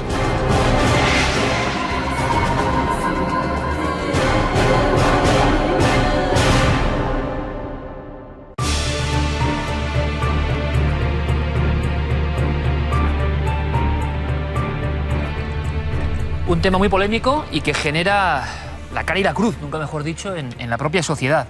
Tenemos la suerte de analizar este asunto en nuestro debate de expertos con 4 verdaderos titanes. Permítanme que presente de inmediato a alguien que se incorpora y que no ha estado en otros debates, pero que, bueno, no hace falta mucha presentación, evidentemente. Yo traía como sorpresa uno de esos documentos mágicos que aparecen en este programa. Una vida mágica, precisamente, decía un libro dedicado a nuestro amigo Fernando Sánchez Dragó. Fernando, bienvenido. Konbawa, eso es de la época de Altamira, casi, ¿eh? Maravilloso estudio, y maravilloso estudio el de Fernando con la propia vidente, que es lo raro, que es extraño alguien que periodísticamente ha conocido a la protagonista de esta extraña historia, y me gustaría, aunque sea en un inicio brevemente, Fernando, tu opinión sobre ese encuentro que tuviste con la vidente del Escorial. Bueno, ese encuentro se produjo más o menos en 1988-89, cuando yo dirigía el programa de televisión El Mundo por Montera, el que se hizo célebre por la borrachera de Arrabal, y entonces hice un programa entero dedicado pues al fenómeno de Prado Nuevo y lo del Escorial. Y entonces, a través de Isidro Juan Palacios, me consiguió una cita con Amparo. Entonces tuve un vis a vis, un cara a cara, un mano a mano con ella, y tengo que decirte que fue sumamente desagradable. Desagradable. Me pareció una mujer áspera, antipática e incluso cruel. Por ejemplo, vamos, concretamente nuestra conversación, que duró como una hora y media, tuvo 3 patas. En una de ellas me afeó mi conducta sexual. Incluso aludiendo a las posturitas sexuales, decía ella, a las que yo recurría en la cama con mi mujer. No te creas que eran experiencias extraconyugales. En segundo lugar, y aquí voy a lo de la crueldad, me dijo que, bueno, yo estaba casado en aquel momento, casado no por la vicaría, porque yo ya no me podía casar por la iglesia, porque ya me había separado de mi primera mujer, estaba casado por lo civil. Y entonces me dijo, pero me lo dijo en términos muy contundentes, muy imperiosos, muy desagradables, me dijo, no, tú inmediatamente tienes que decirle a tu mujer, tú conocías a mi mujer, Enrique, que se vuelva con sus padres, y tú tienes que solicitar un proceso de anulación eclesiástico y casarte con ella. Y hasta entonces el matrimonio se acabó. O sea, alguien muy rotundo, y muy expulsar a mi mujer de mi casa y que la enviara otra vez con sus padres. Y ya para terminar me dijo que me iba a ir al infierno si seguía haciendo, en fin, practicando el sexo como lo practicaba tal, y además me describió el infierno en unos términos verdaderamente grotescos. Me dijo que el infierno eran una especie de planchas de hierro, una especie como para hacer una barbacoa, vaya, una especie de planchas de hierro que estaban al rojo vivo, y entonces allí nos colocaban a todos los condenados. ¿Y qué impresión, Fernando, casi en un titular, te dio esta mujer? ¿Que era realmente había vivido algún tipo de experiencia extraña o que inventaba toda esta historia? A mí me pareció una perturbada. Ahora me puedo equivocar. Vamos a debatir sobre eso, Fernando. Perfecto, primera imagen de palabras de Fernando Sánchez Dragó, de su encuentro cercano con la protagonista que acaba de fallecer hace unas fechas y que por eso este tema vuelve a la palestra. Santiago Vázquez, compañero, bienvenido. Buenas noches, Iker, buenas noches. Santiago, la sensación de que muchos investigadores creen que en este lugar y en este entorno, y no sé si con esta mujer, pero sí que existe una serie de fenómenos reales. Luego interpretados de cierta forma o no, pero que existe un misterio. Esa es la gran pregunta que hemos lanzado. ¿De fondo hay un misterio en el tema de Pradonuevo, El Escorial? Vamos a ver, es un tema, como bien sabes, polémico, muy profundo, con un trasfondo realmente interesante. Y yo me centro en la fenomenología. La fenomenología es indudable. Es decir, yo personalmente con mi grupo de investigación, desde 1990, octubre del 90, allí en Pradonuevo, hemos vivido auténticos fenómenos paranormales. ¿Podrías describirnos, como ha hecho Fernando, en un titular, para luego entrar en materia, qué tipo de fenómenos? Por ejemplo, fenómenos de osmogénesis. ¿Qué es? Es decir, clarisencia. ¿Qué es? Olor a rosas, olor a incienso. Tuve la ocasión, y esto es la primera vez que lo cuento, en octubre de 2005, acompañado de un amigo y compañero, Alejandro, de presenciar en Pradonuevo la Danza del Sol. Vamos a dejarlo ahí y luego ahondamos. Santiago, esto habrá sorprendido mucho. Danza del Sol. Sí. José Miguel Gaona, en el aspecto científico, pero desde luego también vanguardista, sin ningún temor. Es más, un ejemplo, permítanme, por acaba de salir del horno literario, Al otro lado del túnel, con prólogo de Raymond Moody, un estudio de un científico español sobre el controvertido y apasionante asunto de las ECM. Te felicito, José Miguel. Gracias y muchas gracias. Hace falta esta valentía. Buenas noches. ¿Pero qué opinas tú del Escorial? Bueno, mi opinión se basa en una serie de visitas también al Escorial, es decir, más o menos en aquella década yo también pensé, ¿cómo me voy a perder esto, ¿no? Entonces, más aún los que vivimos en Madrid tenemos la facilidad de acercarnos. Pero también coincidió con el que era en aquel entonces mi profesor, Francisco Alonso Fernández, catedrático de psiquiatría. La visitó y tuvimos algunas charlas en relación a este tipo de temas, obviamente de tipo profesional. Y la verdad, con sinceridad, si quieres el titular, no salimos para nada convencidos. Y quien lo dice no es un ateo, porque muchas veces los extremos se tocan y hay muchas personas ateas que niegan todo por pura rutina. Es decir, lo dice una persona que por lo menos intenta ser creyente. Perfecto. Y le pido otro titular, sobran presentaciones, a nuestro querido amigo Enrique de Vicente. Enrique, bienvenido una vez más. Buenas noches. Muy buenas noches. Enrique, ¿hay fenómenos reales? Es la gran pregunta. ¿Hay un misterio, que es un poco lo que defendéis sobre todo? Más allá del fanatismo, opinión que comparto con Fernando, del sectarismo y de todo ese cúmulo de dinero que es común a muchísimos otros movimientos religiosos, algunos de los cuales han llegado o están llegando al poder en Estados Unidos, por ejemplo, los mormones, y cuyo origen es, no diría idéntico, parecidísimo a apariciones de este tipo. Yo no tengo ninguna duda, tanto por experiencia práctica en el lugar como Santiago, donde he olido eso, pero lo he olido en otros lugares. También. A rosas o a santidad. Pero más, no, un olor extraño a perfume, pero lo he olido en otros lugares. Por ejemplo, en Monte Umbé yo he recorrido muchos lugares de apariciones y he hablado con muchos videntes. No he querido perder el tiempo en molestarme conseguir los permisos para hablar con Amparo, porque, con perdón, mi opinión la tenía ya hecha y coincide con la de Fernando. Pero sin embargo sí que hay un fenómeno de fondo. Primero, hay no un fenómeno, muchos fenómenos que puedo detallar, que podemos detallar y que son comunes a lo largo de la historia. El lugar donde se lleva a cabo eso es de una trascendencia enorme y otras muchas cosas más, entre otros. No solo Amparo está fanáticamente convencida de su interpretación de lo que ha vivido, sino que lo están gente de su entorno. Por ejemplo, la hija del patrono con el que trabajaba, en cuya casa trabajaba y donde tuvo lugar las primeras manifestaciones, es una de las monjitas metidas en esos sitios. Enrique, por lo tanto, ¿hay un fondo de misterio auténtico? Lo hay, aunque sea impopular decirlo. Yo sé que voy contra el 90%, pero bueno, lo hay. Ahora, de que se aparezca la Virgen Madre de Jesús, vale, lo vamos a discutir luego, porque eso la pregunta que habíamos lanzado es si hay un misterio o no hay ningún misterio. Profundo. Y yo os lanzo una pregunta y los cuatro abrimos debate. Si quieres, Fernando, pero vamos... Hay una cosa que a mí Bueno, yo voy a aportar, si me lo permites, un dato a lo que acaba de decir Enrique, porque hay una persona en Medinaceli que se llama allí lo llama todo el mundo el Jacintín, ya es un hombre de más de 80 años, que en fin, era dueño de un restaurante, el Mesón, creo que ahora se ha retirado, yo estuve con él hace poco. Este era un hombre muy creyente y muy aficionado, muy dado a seguir las apariciones de la Virgen, o las supuestas apariciones de la Virgen, tanto en el Escorial como en Garabandal, como en las de Croacia, etc.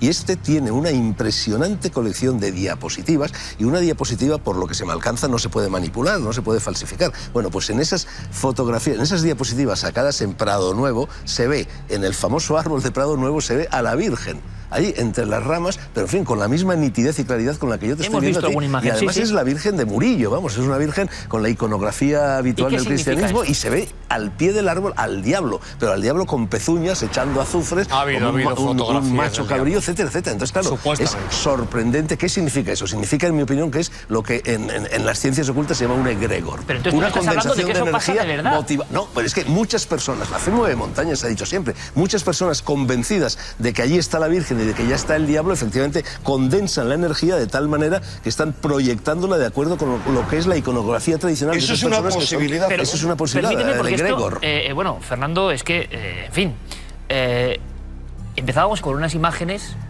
precisamente del demonio, entre comillas, de una cosa muy horrenda, y otras de todo lo contrario, en ese entorno, y que eran muy raras, y algunas de ellas no se pueden explicar de momento, o nuestros analistas no han sabido qué hay. ¿Tú me quieres decir que ese fenómeno se condensa y existe, y que está ahí presente en ese lugar, porque la gente de alguna forma lo invoca o lo genera? El libro que acaba de publicar Santi lleva un prólogo de Raymond Moody.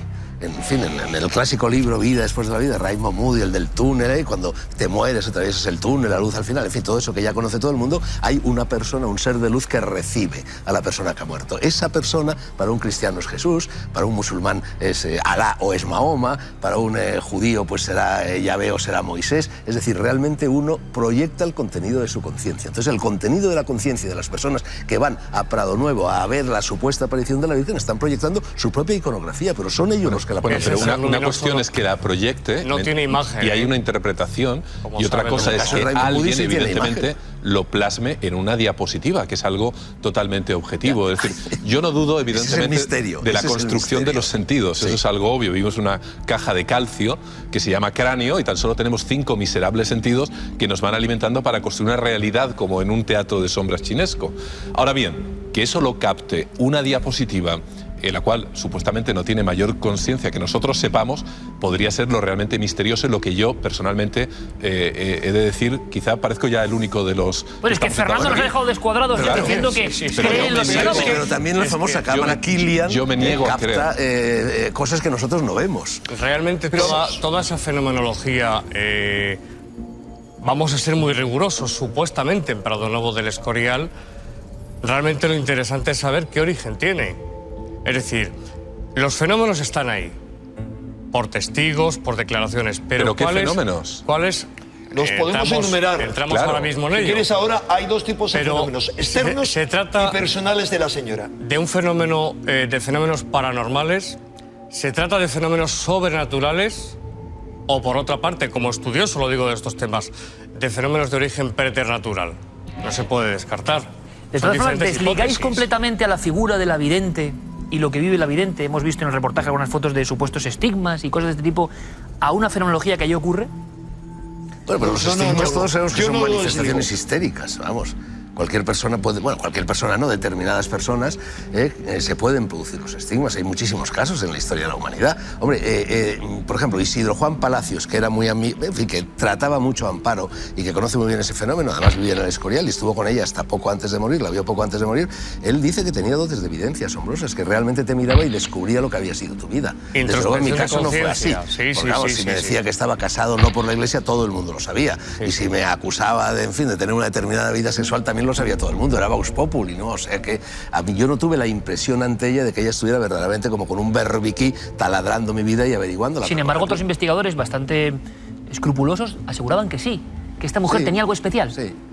Hombre, tenía algo especial, naturalmente que tenía algo especial, pero si efectivamente era una perturbada, los perturbados siempre tienen algo especial, ¿no? Ahora, Fernando, mi pregunta es... El loco inquieta. Mi pregunta es... ¿Pero quién ha dicho que es a ti te hago la pregunta, a ti que conoces muy bien a cantidad de místicas, beatas, etcétera, en la historia de España y del planeta, ¿cuántos de esos místicos, iluminados, etcétera, tanto dentro de la tradición cristiana católica como que han dado lugar a otros movimientos. ¿Cuántos no se les podría aplicar esa norma? ¿Acaso no se ha dicho tanto de Santa Teresa? Empezando por Santa Teresa y por San Juan de la Cruz, por supuesto que sí.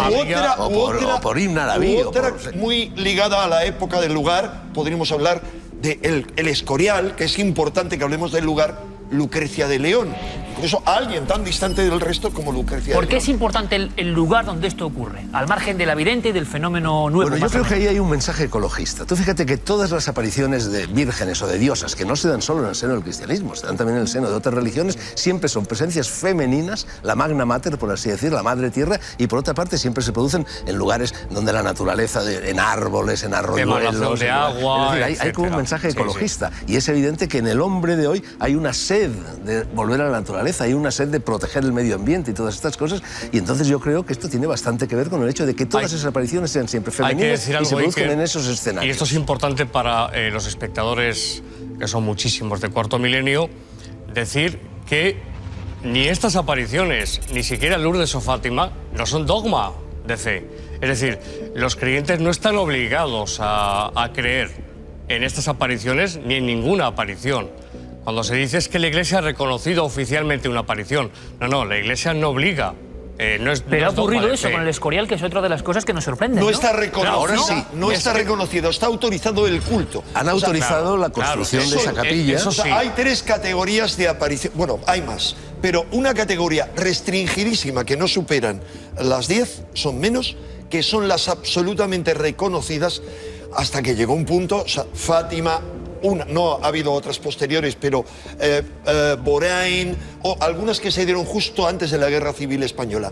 Y ahí frenaron el proceso. Hay otras que está autorizado el culto, como Medjugorje y el Escorial, que se dan simultáneamente, que es algo muy importante. En el mismo año 1981, que es un año crucial a nivel metahistórico, crucial, se producen todo un montón de apariciones simultáneamente. Y no sabía, la señora del Escorial no podía saber lo que ocurría en Medjugorje o en el extremo de Asia, que aparecían simultáneamente. Tampoco, sí, ya había tenido lugar el atentado, para mí, clave contra el Papa Juan Pablo I. Había tenido lugar Juan Pablo II, 2 meses antes.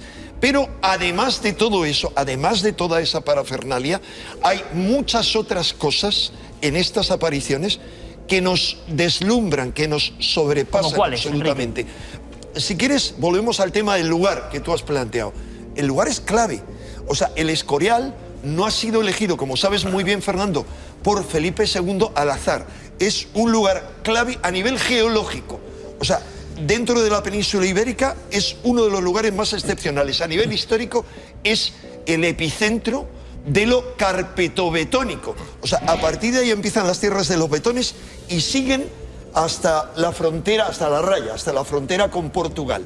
¿Por qué esto es muy importante? Porque hay unas cosas que se han descubierto, que se han nombrado en Inglaterra por parte de investigadores hace mucho tiempo, que son los leys. Líneas como energéticas.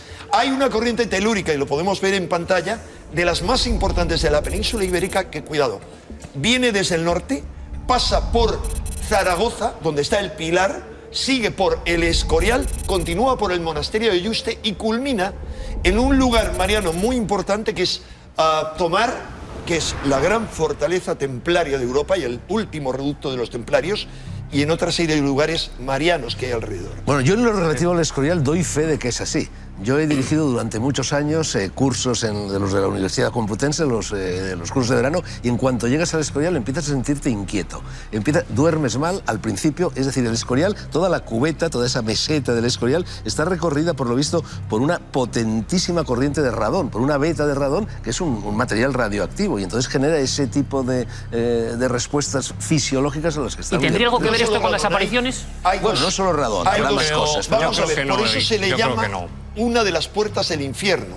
Y se dice, como sabes, y has escrito, Fernando, que construyeron el monasterio del Escorial justo para sellar Es lo que en el mundo antiguo se llamaba una plutonía, un lugar de acceso a los ínferos. Dado que parece que todos estáis de acuerdo... Sí, José Miguel Gaona de repente se ha quedado un poco en una ínsula. Esto es mineralogía, ¿eh? Yo estoy de acuerdo en mineralogía. Pero debo de recordar que sectores también muy importantes del catolicismo están en contra de este tipo de... no de apariciones, sino de fenómenos que han concurrido también en esta cuestión. Y además, disintiendo un poco con Fernando, debo de afirmar también, desde otro punto de vista científico, se podría afirmar que este tipo de apariciones en ese tipo de lugares, no tanto por la ecología, sino quizá, igual que en Medjugorje, por la soledad del sitio en el cual tan solo y de manera casual unos poquísimos elegidos, que podría también interpretarse de otro tipo de maneras, son los que ven a la Virgen y nunca un sinnúmero de multitudes en el que pudiera haber muchísimos testigos. Ocurrió en Fátima, ocurrió en Lourdes, en plena naturaleza. ¿Tú qué viste, sí, Santiago? Bueno, pero siempre ante un número mínimo de testigos y de personas que luego cuentan a posteriori lo que ellos supuestamente han visto. Es decir, yo he estado en el Escorial, no he visto, he de ser sincero, yo no he visto el sol girar, quizá por alguna cuestión mía de mi espíritu o lo que sea, mientras otros a la vez juraban que el sol estaba girando en el mismo instante en que yo... ¿Y eso lo vio Santiago? No, yo he visto el sol Octubre girar, del año... pero no allí en Benares. Pero esta es otra historia. ¿Qué ocurrió? ¿Qué ocurrió? Yo me estoy quedando un poco sorprendido. Octubre del año 2005. Quiero recalcar aquí también a otra persona, Pitita Ribrojo. También Pitita ha presenciado esta danza del sol. Isidro Palacios. Mercedes Salisac, por ejemplo. Hay un libro de Jesús Torbado. Octubre de 2005. Yo me encontraba en Prado Nuevo con un compañero, como he dicho antes, con un amigo, y alguien por detrás de nosotros dice: mirad al sol. Y en ese momento el sol, primero, se podía mirar directamente. Es decir, no afectaba la vista. Esto hay que tener mucho cuidado, y lo digo también porque hubo en el pasado y ha habido quemaduras de córnea. Por tanto, precaución. Los eclipses, que los miras claro, mucha precaución, pero es que se podía mirar realmente. La corona del sol empezó a girar a toda velocidad, la parte exterior del sol, empezó a lanzar rayos de colores, azul, verde, blanco, de todos los colores, e inició un ligero movimiento de vaivén. Pasado 1 minuto y medio, 2 minutos, el fenómeno desapareció. No podría Eso ser. lo he presenciado yo. Lo estará y no solamente preguntando yo, sino mucha Santiago, gente. lo estará preguntando el público. Cabales. Estabas en una situación de absoluta quietud. Completamente normal, por la tarde. Lo estará preguntando el público y podría ser un efecto óptico, un efecto... No, hay una impresión, y además es que hay fotografías retiniana de la danza del sol en el Escorial. Yo no dudo que la interpretación sea esa, pero no es menos cierto que hay mecanismos mucho más fáciles a la hora de explicarlo, como son las impresiones postretinianas. Es decir, todos tenemos la experiencia de mirar, un ejemplo, a una luz, cerrar los ojos y a pesar de que giremos la cabeza, la luz permanece en esa impresión retiniana. Sí, pero un grupo de 100 si por el contrario no cerramos los ojos, a pesar de todo, esa impresión persiste en la retina.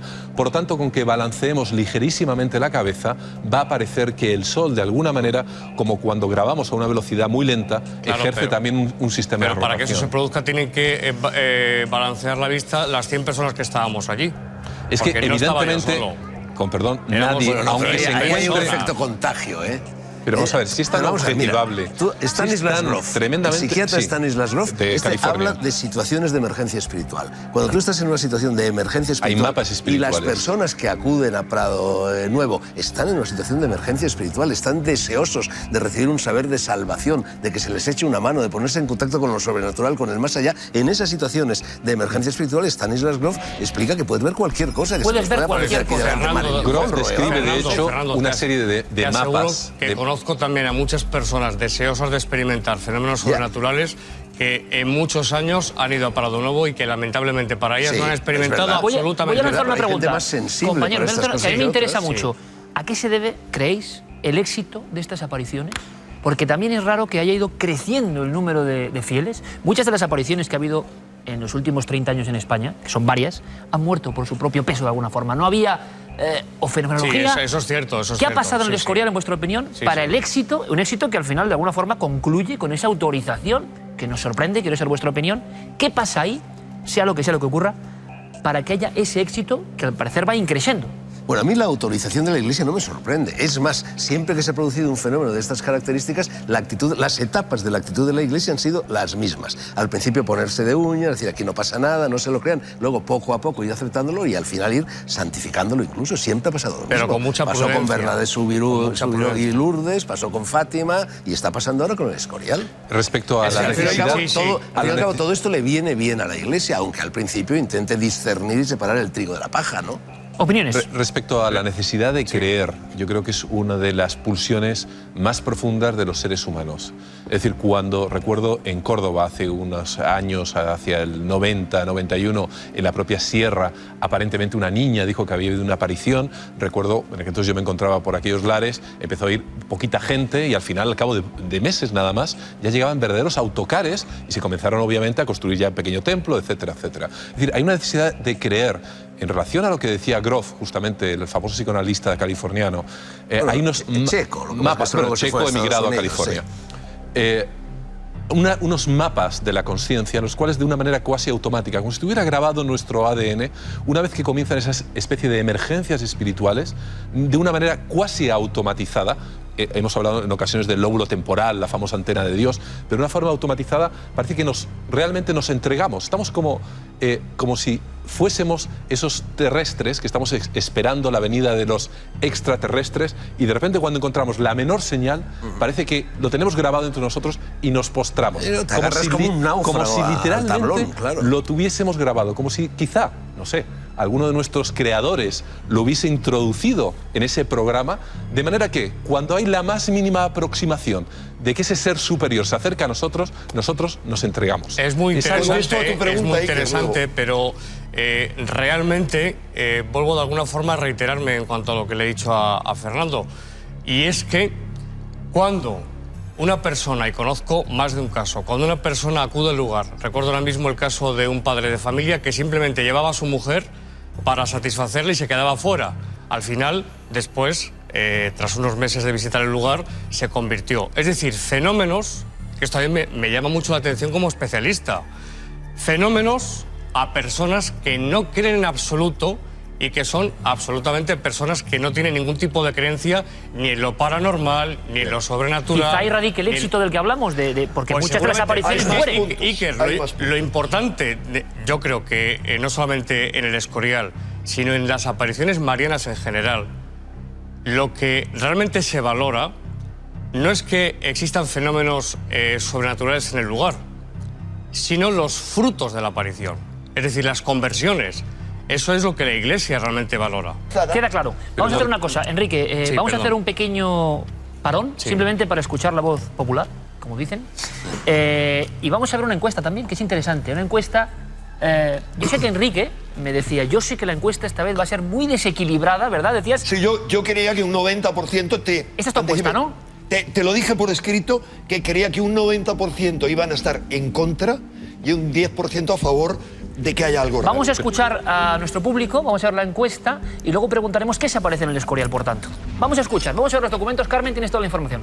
Pues sí, que la gente además conocía parte de los fenómenos que se daban en el Escorial. Ese árbol de las apariciones que al parecer sangraba, esos olores, sobre todo a rosas, la danza del sol, pero también tenía la otra parte, 300 millones de euros que se llevaba esta señora, o es la riqueza que decían que había conseguido, muchas propiedades, y nosotros con todos esos datos lanzábamos una pregunta.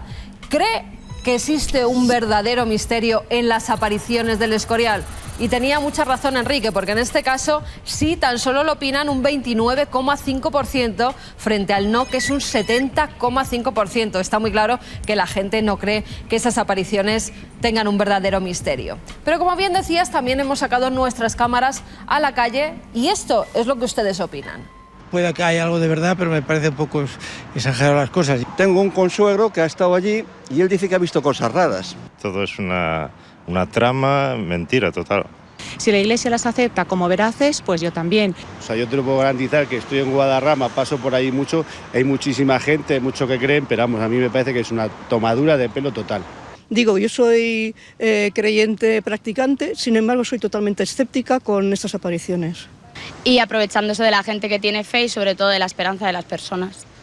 todo un fraude. Por supuesto, estamos abiertos a todos los misterios y cuando la fe está por medio, todo es muy posible. Lanzábamos también pues a su disposición una web donde podían preguntar, y a través también del Facebook y de Twitter, donde podían preguntar qué pasaba en el Escorial. Teníamos a nuestros invitados y ustedes son los que nos tenían que trasladar las preguntas que ahora se las vamos a hacer, Iker. Voy a elegir algunas de ellas, las más interesantes que nos han llegado. Luis Antonio Mateos decía: ¿creen que el problema de todas estas apariciones reside en la incultura y el analfabetismo de la gente? Ismael Rodríguez: ¿por qué las apariciones las ven más la gente adinerada que los pobres? Aquí todo lo contrario. Celina Fernández: ¿alguna otra religión o creencia tiene apariciones o manifestaciones semejantes o solo ocurre con los fieles católicos? En fin, muchos enigmas, Iker, muchas preguntas que quedan en el aire y vamos a intentar resolverlas con nuestros invitados. Pues Fernando Sánchez Dragó negaba rotundamente al escuchar la segunda pregunta en concreto de por qué, me parece sorprendente, me gusta la pregunta, ¿por qué la gente más adinerada, no sé si es el caso? Yo creo que no es cierto. No. Es más bien lo contrario. Por lo pronto, desde luego, todas las personas, con alguna excepción, como Pitita Ridruejo, como Mercedes Salisán, pero casi todas las personas que yo he conocido que creían en este tipo de fenómenos eran de muy bajo nivel cultural. Son manifestaciones muy populares. Se repite otra vez el fenómeno de Lourdes, Bernadette, chica humildísima, los niños de Fátima. Bueno, es más fácil embaucar a una persona sin cultura que a una persona con cultura. Eso también, es más avisada. O quizás es porque hay una sencillez y una ingenuidad que no contamina el mensaje que la Virgen, en ese supuesto, quiera transmitir a la humanidad. Porque si se aparece a una persona, vamos a ver, yo estuve allí, llena aparte de teología y de filosofía y de muchas cosas más, realmente el mensaje puede, como posibilidad, quedar adulterado de alguna forma. Sin embargo, a través de un niño no, porque el niño cuenta lo que es, como Bernadette. Y por la cuando le incultura preguntan también. quién es la señora, quién es la señora que se te aparece, y contesta, es la Inmaculada Concepción. Bueno, pero por favor, un niño está dispuesto a creer en cualquier cosa. En cualquier cuento de Blancanieves, de Pulgarcito, de Caperucita. Mira, Santiago, yo estuve allí, aparte de estar con Amparo, estuve allí. Estuve 3 o 4 horas, un primer sábado de mes. Yo no vi absolutamente nada. Ni vi bailar el sol, ni vi sangrar el árbol, ni experimenté el más mínimo olor a rosas u otros Simplemente perfumes. cuento lo que Por otra he vivido, parte, nada es más. el fenómeno de los cadáveres de personas supuestamente santas que exhalan un aroma, un perfume. Eso está perfectamente documentado a lo largo de la historia. Hay una palabra incluso griega, se llama un miroblites. ¿Por qué sucede esto? Hombre, seguramente hay una explicación científica que a lo mejor no se nos alcanza, ¿no? Porque además, en relación a la explicación científica, lo que no entiendo es si todo es tan objetivable, o al menos cosas tan objetivables como la danza del sol, ¿por qué no hay grabaciones de es que es subjetiva. Científico? Bueno, pero vamos a ver un momento. Hay fotografías. Por un lado se juega aquí con la objetividad. De fenómenos lumínicos en el Escorial. Yo conocí a una mujer allí en Pradonuevo del Escorial en el año 1999 y tenía fotografías, no suyas, sino de otras personas que había hecho copias. Y en fin. Fotografías, Santiago, claro. Es decir, algunas no se pueden resolver, por lo menos hemos hecho esa prueba, y otras parecen fraudulentas. Claro, es como claro, lo que acompaña algunas que este son fenómeno. fraudes clarísimos. Y si no fuera por la multitud de testimonios que hay, o porque yo he conocido a alguna de las personas que ha obtenido esa foto, y una al menos que me mostró la foto, no creía y le parecía tan imposible como a mí que la Virgen María, Madre de Jesucristo, se estuviera apareciendo, luego podemos entrar en por qué Esa no. es la pregunta. ¿Qué se aparece en el Escorial, por tanto? No lo sé. Vamos a ver. Hay cosas que no podemos resolver. Pero para mí no es algo ni positivo ni a seguir. Porque algo cuyos mensajes son tan terroríficos, tan atemorizadores como los que el gran Jehová, Yahvé, da en la Biblia, para mí no me interesa. Permíteme, Santi, ¿cuál es el mensaje para que...? Porque gran parte del público no lo sabrá. Hay un mensaje positivo y hay un mensaje atemorizador. ¿Cuál es el que te da miedo? ¿Por qué? Hay un mensaje hacia la conversión que realmente responde a algo claro. Y es a que el mundo cada vez está peor, somos cada vez más inhumanos. Y más alejados de Dios. Todo eso. Y más alejados de Dios y de la naturaleza, del equilibrio con la madre tierra. ¿Cuál es el que te da miedo? Que eso me ha sorprendido. El que me da miedo es las amenazas constantes. De cuidado, amenazas que yo enlazo con la hipótesis que planteaba Fernando, que solamente le sacaba la punta. Es una manifestación de algo de la tierra, de la madre tierra, que nos advierte del ánima mundi, del alma del mundo. El 14 de junio... Pero y el mensaje es siempre el mismo. Apocalipsis, puritanismo e integrismo. Y eso es lo que da miedo. ¿Por qué puritanismo? ¿Por qué integrismo? El apocalipsis, hombre, yo puedo llegar a la conclusión, y de hecho he llegado a la conclusión de que posiblemente la guerra mundial está a punto de estallar, pero no he llegado a esa conclusión por vivencia. Es otro buen debate. He llegado a esa conclusión, bueno, estudiando lo que está pasando en el mundo y lo que pasa en Siria y lo que pasa en Israel y lo que pasa en Irak. Es bastante inevitable. He llegado no porque el camino de la fe, sino de la razón. ¿Quién se aparece ahí? Pues lo dijo la mismísima aparición el primer día que se apareció. Amparo Cuevas, el 14 de junio de 1981. ¿Se autoidentificó de alguna forma? Soy la Virgen Dolorosa. Y a partir de ahí... pero cuidado, ahí hay una excepción. Ya estamos como siempre. El mensaje de dolor, el mensaje de angustia, el mensaje negativo del cristianismo, el mensaje del pecado original, el eterno problema. Se identifica, habla como la madre de Jesucristo. Pero, Santi, vamos a ver, tú llegas allí y ves bailar el sol. Hay otras personas que están allí y ven bailar el sol. Cierto. El cogollo de todo el asunto es que esta mujer decía que veía a la Virgen y que veía al diablo. ¿Por qué vosotros, los que veíais bailar el sol, no veíais a la Virgen o al diablo? Nadie vio ni a la Virgen ni al diablo nunca. ¿Por qué? A la Virgen, ojalá yo no la he visto. ¿Y por qué, Fernando? Porque hay diferentes capas de ese fenómeno. Bueno, pues hay una interpretación de ese fenómeno. Ver a la Virgen es un fenómeno muy nítido. Ver bailar el sol, bueno, eso como ha explicado, es una cosa muy elástica, colores que van, que vienen, nubes, arreboles, mucho más subjetivo. No es lo mismo. Pero hay una cuestión clara, y estoy reconociendo que no hay por ejemplo, unas pruebas fehacientes, objetivas, de que el sol baila.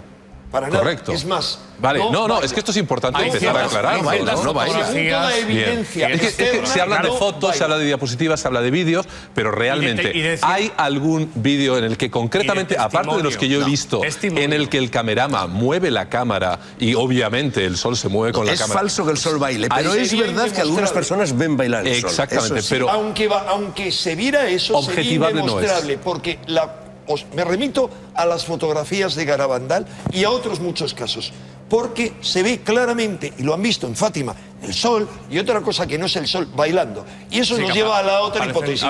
Es una manipulación más de las muchas que ha sufrido la humanidad para que en este momento de salto evolutivo continuemos siendo unos esclavos. Eso es lo que ha predicado Yahvé, el Yahvé del Antiguo Testamento. ¿Estamos de acuerdo, Fernando? Y eso es contra lo que se rebeló el maravilloso y gran revolucionario Jesucristo, hijo no de Yahvé, hijo de la luz, que solo predicó el amor y la liberación. Eso es lo que yo pienso. ¿Es posible que una mujer de cultura, vamos a decir, bastante menuda en este aspecto, ¿no? Sin conocimientos, genere todo esto? No, hay alguien que mueve la marioneta, que mueve el monigote. Sí, a lo mejor hay otra fuerza por encima de ella. Vuelvo a la hipótesis gnóstica, que es en la que yo confío, que está manejando eso, que toda la historia de la humanidad ha estado formada por manifestaciones muy parecidas a estas, que han provocado un fanatismo tremendo y que ahora están en el poder. Una última cuestión os pido, por favor, brevedad. ¿Sobrevivirá el fenómeno del Escorial de Prado Nuevo a la muerte de la vidente? Se ha producido recientemente, y que conste que yo no soy un defensor acérrimo de las apariciones del Escorial. Yo cuento lo que yo he investigado y he vivido. Pues bien, se ha autorizado recientemente lo que la Virgen en sus primeras apariciones pidió, que fue la capilla. O sea, que se ha cumplido un poco el deseo en ese aspecto. Claro, pero deseo, Iker, común en otras apariciones, que también cuando la Virgen se ha aparecido pide un lugar, una capilla, donde se vaya a meditar la pasión de su hijo, que fue lo que dijo cuando se apareció Amparo Cuevas. Sin embargo, otras apariciones no tienen esta suerte, entre comillas, como pero Garabandal, hay algo por ejemplo, más. ¿No? A esa pregunta una respuesta. Si es que antes no se viene abajo el Vaticano, como anticipa la profecía de San Malaquías, definitivamente sí. No solo eso, se beatificará a Luz Amparo. Y doy un dato concreto. El padre Llorente, que se convirtió, le surgió la vocación en el Escorial, estuvo en Roma hablando con alguien con el que entabló un poco de amistad, el que entonces era la cabeza del Santo Oficio, cardenal Ratzinger. Posteriormente le dio la documentación del Escorial y le dijo, hombre, tú crees en estas cosas, y le explicó su conversión. Posteriormente le vio en una reunión, en un congreso, y le dijo, el proceso ya está en marcha y ahora es el Papa. Yo respondiendo a tu pregunta, si la Iglesia fundada por Pablo y no por Jesús ni por Pedro, sobrevivió al ataque de epilepsia de las puertas de Damasco y ha llegado a nuestros días, pues puede ser que lo del Escorial también dure mucho tiempo. José Miguel. Evidentemente, yo creo que hay una predisposición natural en todos nosotros a creer en este tipo de cuestiones. Y mientras se siga ofreciendo lo que en el fondo nosotros mismos demandamos, seguirá creciendo el fenómeno de una manera natural. E incluso me parece positivo, porque sin ese tipo de creencias, sin ese tipo de pilares, nuestra mente muchas veces nos sentimos totalmente desamparados en el universo. Pues ha sido un placer, de verdad, debatir y analizar, más que otra cosa, este fenómeno curioso que está pasando ahora mismo. No hablamos de cosas antiguas, tipo Fátima en sus orígenes, esto lo estamos viviendo ahora mismo, y a ver qué ocurre. Quizá habrá que volver a convocar a la mesa y hablar de lo que va pasando a partir de ahora, después de la muerte de la vidente, de este fenómeno tan curioso y tan extraño. Y también la sorpresa por parte de Fernando, que admitía, estando en este lado, que los fenómenos existen. Ahí lo dejamos. Ustedes, como siempre, opinen libremente. Ha sido, como siempre, un placer y un honor. Hasta la próxima, amigos. Descanse por fin, Amparo, en paz. Gracias a todos. Buenas noches. Gracias, de verdad. Muchas gracias. Y ahora vamos con otras imágenes sorprendentes. Es como un viejo mito ancestral que ahora sobrevive o revive a través de Internet. Gigantes entre nosotros. Véanlo. En la antigua Grecia, en la mitología clásica, los gigantes son el símbolo de las grandes fuerzas de la naturaleza. Son normalmente hijos de Gea y de Urano y simbolizan la potencia descontrolada del orden natural. En una pequeña localidad de la provincia de Cuenca, parece ser que un vecino de allí había encontrado unas hachas de piedra y, según aquella noticia, restos de gigantes. Es un yacimiento que aparece en la explotación de las canteras, en este monte cercano a Lorca, y en este caso lo hallazgo de huesos, lógicamente, porque un monumento funerario lo vieron muy grande y lo llevó a considerar o a hablar de que podía ser una cosa de gigantes.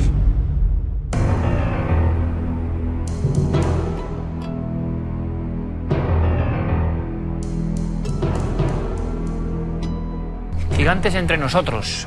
Parece que es un mito, o una verdad para algunos, que se reproduce a lo largo del tiempo y en diferentes lugares de España. Vamos a ver, ¿qué puede haber de cierto en todo esto?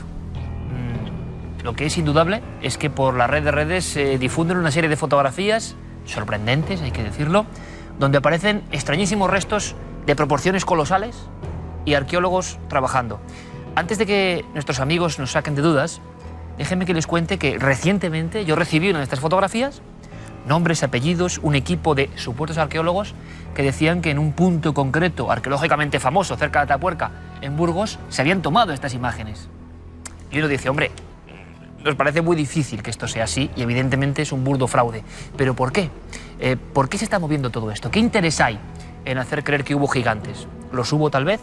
Nacho, compañero, buenas noches. ¿Qué tal? Buenas noches, Iker. Este es uno de los casos, uno de tantos, donde se reproduce, como decíamos, esa especie de historia ancestral.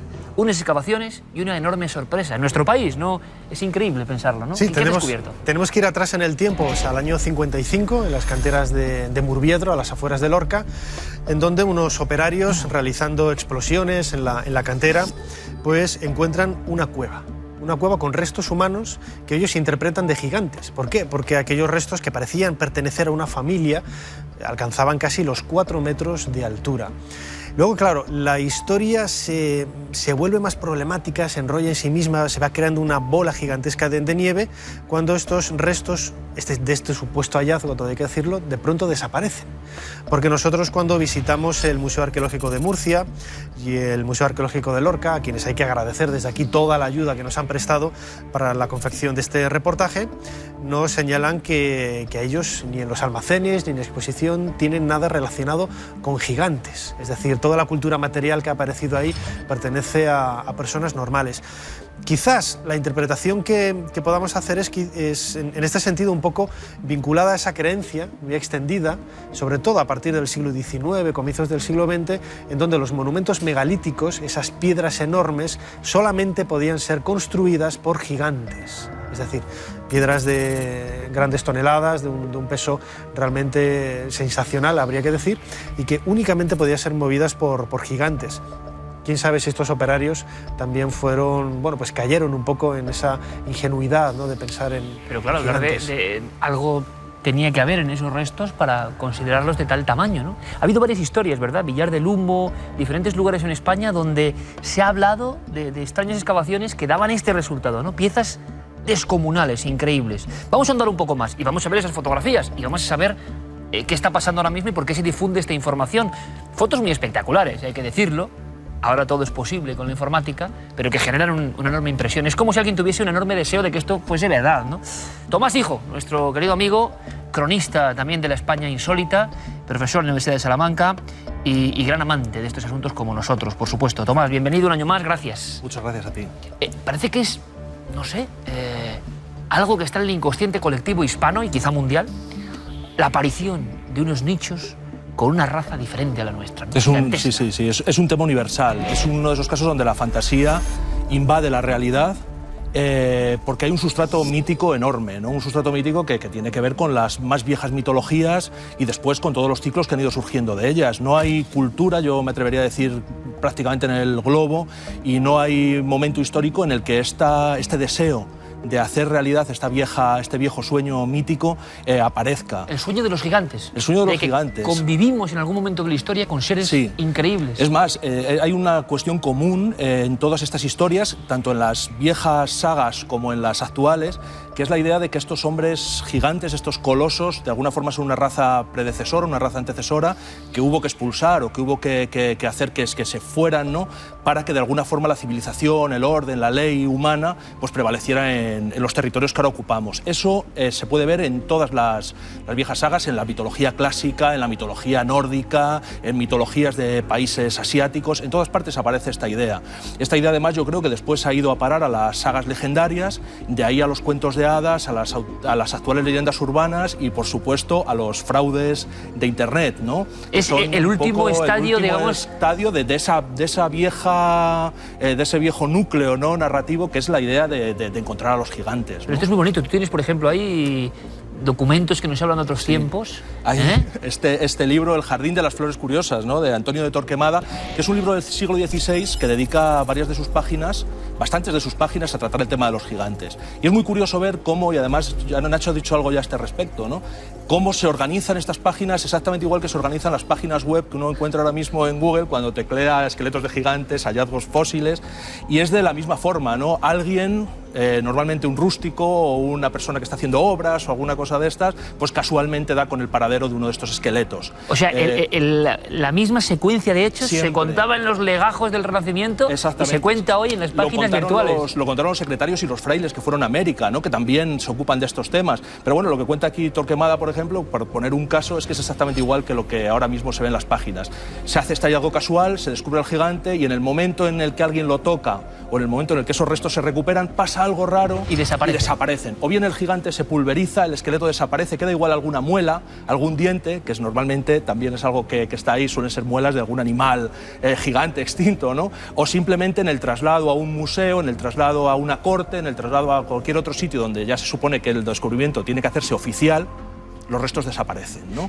Y esto es común a todas estas historias. Es curiosísimo y maravilloso. Había un estudio reciente de un especialista en la mitología griega que aseguraba, decía, y me parece que puede encajar incluso con todo esto, que la creencia real de los griegos en sus mitos de seres híbridos, seres monstruosos, tenía que ver con el hallazgo real en la Grecia de aquel tiempo de fósiles de dinosaurios. Tenían que tener una explicación, esas mandíbulas increíbles, esos cráneos tremendos, y se generó todo esto. ¿Será verdad o no? Vamos a hacer una cosa, vamos a dar un salto. Como bien decía Tomás Hijo, cronista donde los haya, de lo antiguo a lo moderno. Y el mismo esquema, la misma intriga. A mí me encanta. Vean estas imágenes, por favor. Nacho nos va a contar algo. Estas son las que abren de verdad el fuego en el siglo XXI. Yo no sé cuántos millones de visitas tendrán estas fotos, porque además llevan un sello muy especial, National Geographic. National Geographic, en efecto. Estamos viendo ahora en pantalla una de las primeras fotografías. Ahí lo tenemos. En donde aparece los supuestos restos... Está muy bien hecho, ¿eh?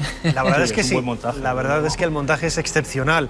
De un supuesto gigante, pues de unos 20 metros de alto, ¿no? Siendo justo en el momento de las excavaciones por un par de personas, y se puede comparar perfectamente el tamaño. Bueno, pues este fraude, que en realidad no lo era, es decir, es una simple creación artística hecha por un por un diseñador gráfico, trascendió. ¿Se sabe quién es el culpable, entre comillas? Se sabe, efectivamente. ¿Se sabe? Lo importante de todo es que la noticia trascendió a la India.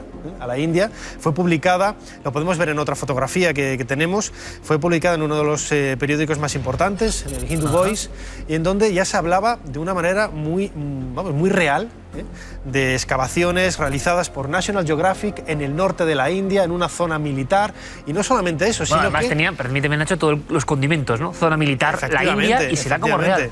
Y además, uno de los aspectos que más justificaban la existencia de estos gigantes era dar un rancio abolengo a la propia religión hindú. Es decir, porque el esqueleto que ahí vemos en la pantalla en realidad pertenece a Bhima, uno de esos personajes del Mahabharata, de los textos épicos hindúes, y que, bueno, pues según la tradición, estos gigantes fueron enviados a la tierra pues para reorientar un poco el comportamiento que se había desmadrado un poco de los O sea, la humanos. construcción de un pasado mítico para justificar una fuerza de una religión, ¿no? En concreto. Lo más importante de todo y lo más curioso es que National Geographic tuvo que tomar cartas en el asunto y publicó, lo podemos encontrar en la página web todavía de National Geographic, en donde tuvo que hacer un llamamiento, como pasa con muchas leyendas urbanas, ¿no? Que la marca de alguna forma al final se ve afectada y tiene que decir, oiga, que esto no es cierto. Esto es un burdo montaje, y pertenece todo a una galería de fotos de artistas, World 2000, en donde bueno, pues algunos artistas pues recreaban y combinaban personajes de tamaño normal con esqueletos gigantescos, y bueno, pues se creaba un condimento, un objeto, un resultado curioso, ¿no? Sin duda, Nacho, será una de las fotografías más vistas de la historia en el siglo XXI de National Geographic, pero cuidado, si ahora hacemos una búsqueda, y esto es lo que a mí me parece sorprendente, inabarcable, porque la red es como un océano que ya nadie pone dique, no se para. Mucha gente sigue enviando las fotos, y esto sí que es un problema un poco, ¿no? Porque la gente, mucha, cree que esto es verdad y no pone ningún tipo de freno, ¿no? A esa posibilidad que, desde luego, sería increíble, ¿no? Bueno, pues eso sigue vivo. National Geographic ha hecho su comentario, pero eso sigue vivo. Y hay más casos, Nacho. Sigue dando vueltas. Podemos ver más fotografías. A ver. En donde, además, un caso muy cercano. Esto es unas excavaciones en la meseta de Giza. ¿Esto es en Giza? En Giza, en Egipto, junto a las pirámides, en donde vemos a los operarios caminando tranquilamente. En primer plano vemos los restos de un enorme gigante de casi 30 metros de alto. Y los operarios... Como si fuese algo normal, los operarios, ¿no? Como si fuera algo cotidiano, que aquí hemos encontrado un gigante, vamos a por otro, ¿no? Algo realmente insólito. Hay una foto que a mí me ha impresionado mucho. Yo reconozco que no la conocía. Y que gracias a Nacho y a Tomás ahora la veo y la pueden ver ustedes. Es una foto antigua, es una foto añeja, y aparece una especie de gigante como de piedra. Bueno, ¿esto qué es? No sé bien qué es. Explicádmelo, por favor. Pues es una de las primeras... Aquí la tenemos. Aquí la tenemos, efectivamente. Son fotografías en blanco y negro de finales del siglo XIX. Este es el gigante de Andrin en Irlanda del Norte, en donde pues vemos pues una especie de personaje momificado. Ah, es una momia gigante, supuestamente, no una escultura. Es una escultura, en realidad. Es una pieza de... Pero se pasó como momia. No, se pasó como gigante. Lo que pasa es que tiene ese aspecto. Hay que pensar que en aquella época la egiptología era una ciencia naciente. El mundo de las momias llamaba mucho la atención por ese concepto, ¿no? De entrar en contacto con una persona que había vivido hace miles de años, ¿no? Como si estuvieras en un cara a cara con ellos, ¿no? Y tiene una misma pose, con los brazos cruzados sobre el pecho, y desde luego es quizás de esas falsificaciones insólitas, curiosas, que hoy no pasarían ningún tipo de protocolo científico, pero que en aquella época pues levantaron dudas, ¿no? Ningún rincón del planeta queda libre de estas fotografías de excavaciones con gigantes, e incluso Tomás Hijo ha hecho, yendo un poquito más allá, un recordatorio sobre otros casos, incluso en Península Ibérica, que también se habló de gigantes y de hallazgos de gigantes y excavaciones de gigantes. Es decir, en nuestra piel de toro tenemos una amplia historia, aunque no sea muy conocida, ¿no? Sí, hay un montón de casos, un catálogo casi como el de Antonio de Torquemada, pero la mayor parte de ellos comparten esa estructura y no hay más datos. Y diferentes provincias españolas. Exacto, sí. Además, en todas las zonas de España se concentran o se reparten, mejor dicho, todos estos hallazgos. Pero sí que es verdad que en el norte es donde tal vez estos hallazgos han tenido más fuerza, y yo he seleccionado aquí unos cuantos casos que sí que tienen cierto predicamento y han tenido cierto alcance, ¿no? Cuéntanos algo, Tomás. Uno de ellos es tal vez el más famoso, es el hallazgo del dolmen de Urén, en la Cerdaña, ¿no? Este hallazgo, que es un hallazgo que se hizo en 1917, supuestamente, pues parece que comienza con el hallazgo de unas tibias gigantes cerca de uno de estos dólmenes. Hay que decir, como ya también adelantó Nacho antes, que una de las explicaciones o de los orígenes de la fantasía de los gigantes es el encontrar esas grandes estructuras megalíticas o incluso edificios romanos o cosas por el estilo en otros lugares, ¿no? Y bueno, no es casual que en ese lugar aparezcan unas tibias gigantes que pronto empiezan, como la historia también crece, y pronto en una cueva cercana se afirma que han aparecido 7, en otras versiones 9 esqueletos gigantes, de nuevo en una cueva cercana al dolmen. ¿No? Torquemada también tiene un montón de gigantes de cuevas, ¿no? Y bueno, parece que todos estos restos se custodian en casa de un paisano del lugar y en un traslado al museo, en unas versiones del Museo Arqueológico de Barcelona, en otras al Museo más General de Cataluña, desaparecen. Parece que hubo algunos investigadores en alguna revista hace años que intentaron esclarecer esto y en el Museo de Barcelona no se sabe nada y los restos están totalmente perdidos. Otro caso muy parecido es el famoso gigante de Garós, en el Pirineo de Lérida, en el Valle de Arán, y este es un caso muy parecido. Lo que pasa es que en lugar de surgir todo esto, tener su semilla en el hallazgo de un dolmen, está en una leyenda, ¿no? Y es una leyenda muy bonita, que es la leyenda del gigante Mandronio, que es un gigante que al parecer vivía en ese pueblo y que luchó contra los romanos en la época de la invasión de la península ibérica, y al final, bueno, fue traicionado por su pueblo y ya desarmado y rendido le pidió a un criado suyo que le clavara un clavo en la nuca para acabar con él. Resulta que un tal Mosén Jaquet hace obras en la iglesia del pueblo y que aparece por la calavera del gigante Mandronio en el ábside de la iglesia. De nuevo esa calavera sale del pueblo, con destino en este caso a Madrid, para un museo y desaparece. O sea, siempre la misma dinámica la misma historia. Y al final el misterio, ¿no? A veces se descubre algo y aunque no sean gigantes, lo contábamos con Manuel Martín Loeches, es científico, el hallazgo de repente de una especie nueva en las cuevas de Denisova. Una cueva también, unos huesos también, unos trozos de dientes también, y resulta que en este caso sí que es una especie desconocida. Así que, como siempre, vagamos entre el puro misterio, la pura leyenda, como es este caso evidente, la desinformación, a veces, y la existencia de hechos reales que se encuentran en las cuevas, porque todavía sigue habiendo muchas cosas que desconocemos. En fin, que a mí es que me encanta darme un garbeo por la España desconocida, la España mágica, la España maravillosa, la España ancestral. Y hoy ha habido mucho de eso, ¿verdad? Nacho, como siempre, compañero, gracias y hasta la próxima aventura. Hasta la próxima, Iker. Tomás Hijo, maestre Batueco, muchísimas gracias por todo. Es un honor estar contigo y seguiremos aprendiendo cosas. Venga, gracias. Ahí estamos. Gracias, Iker. Vamos con otras cosas, con otras imágenes, con otras historias. No son las de los gigantes, que yo quiero que vuelvan a verlas, porque están tan bien hechas, son tan creíbles en algún aspecto, que hasta es bonito pensar que pudo ser así, aunque hemos demostrado que no. Ahora vamos con imágenes de espectadores, sus imágenes.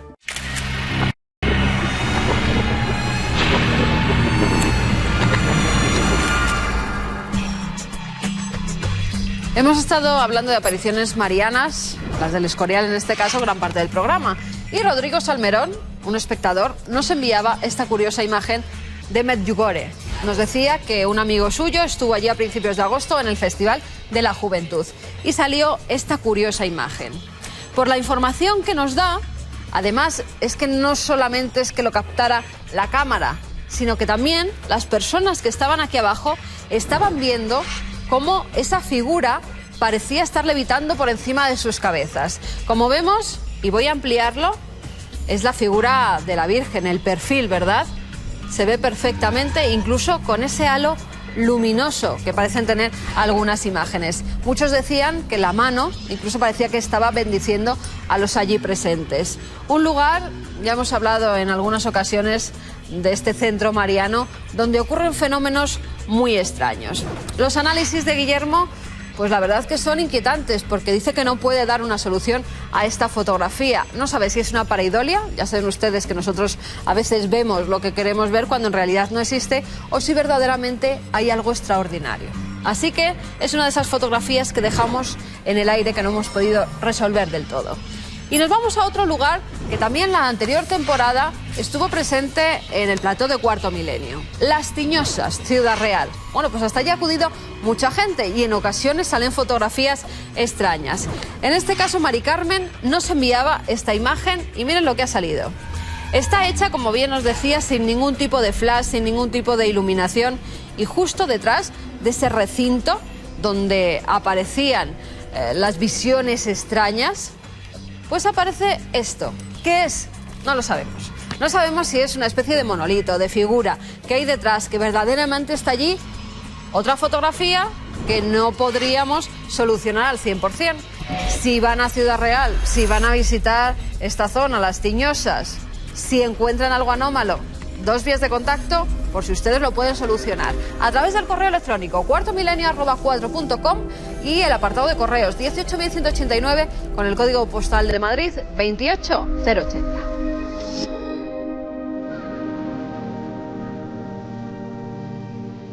Bueno, y ya hemos llegado al último suspiro, la última recta de este programa, como cada semana, y yo tengo una buena sensación.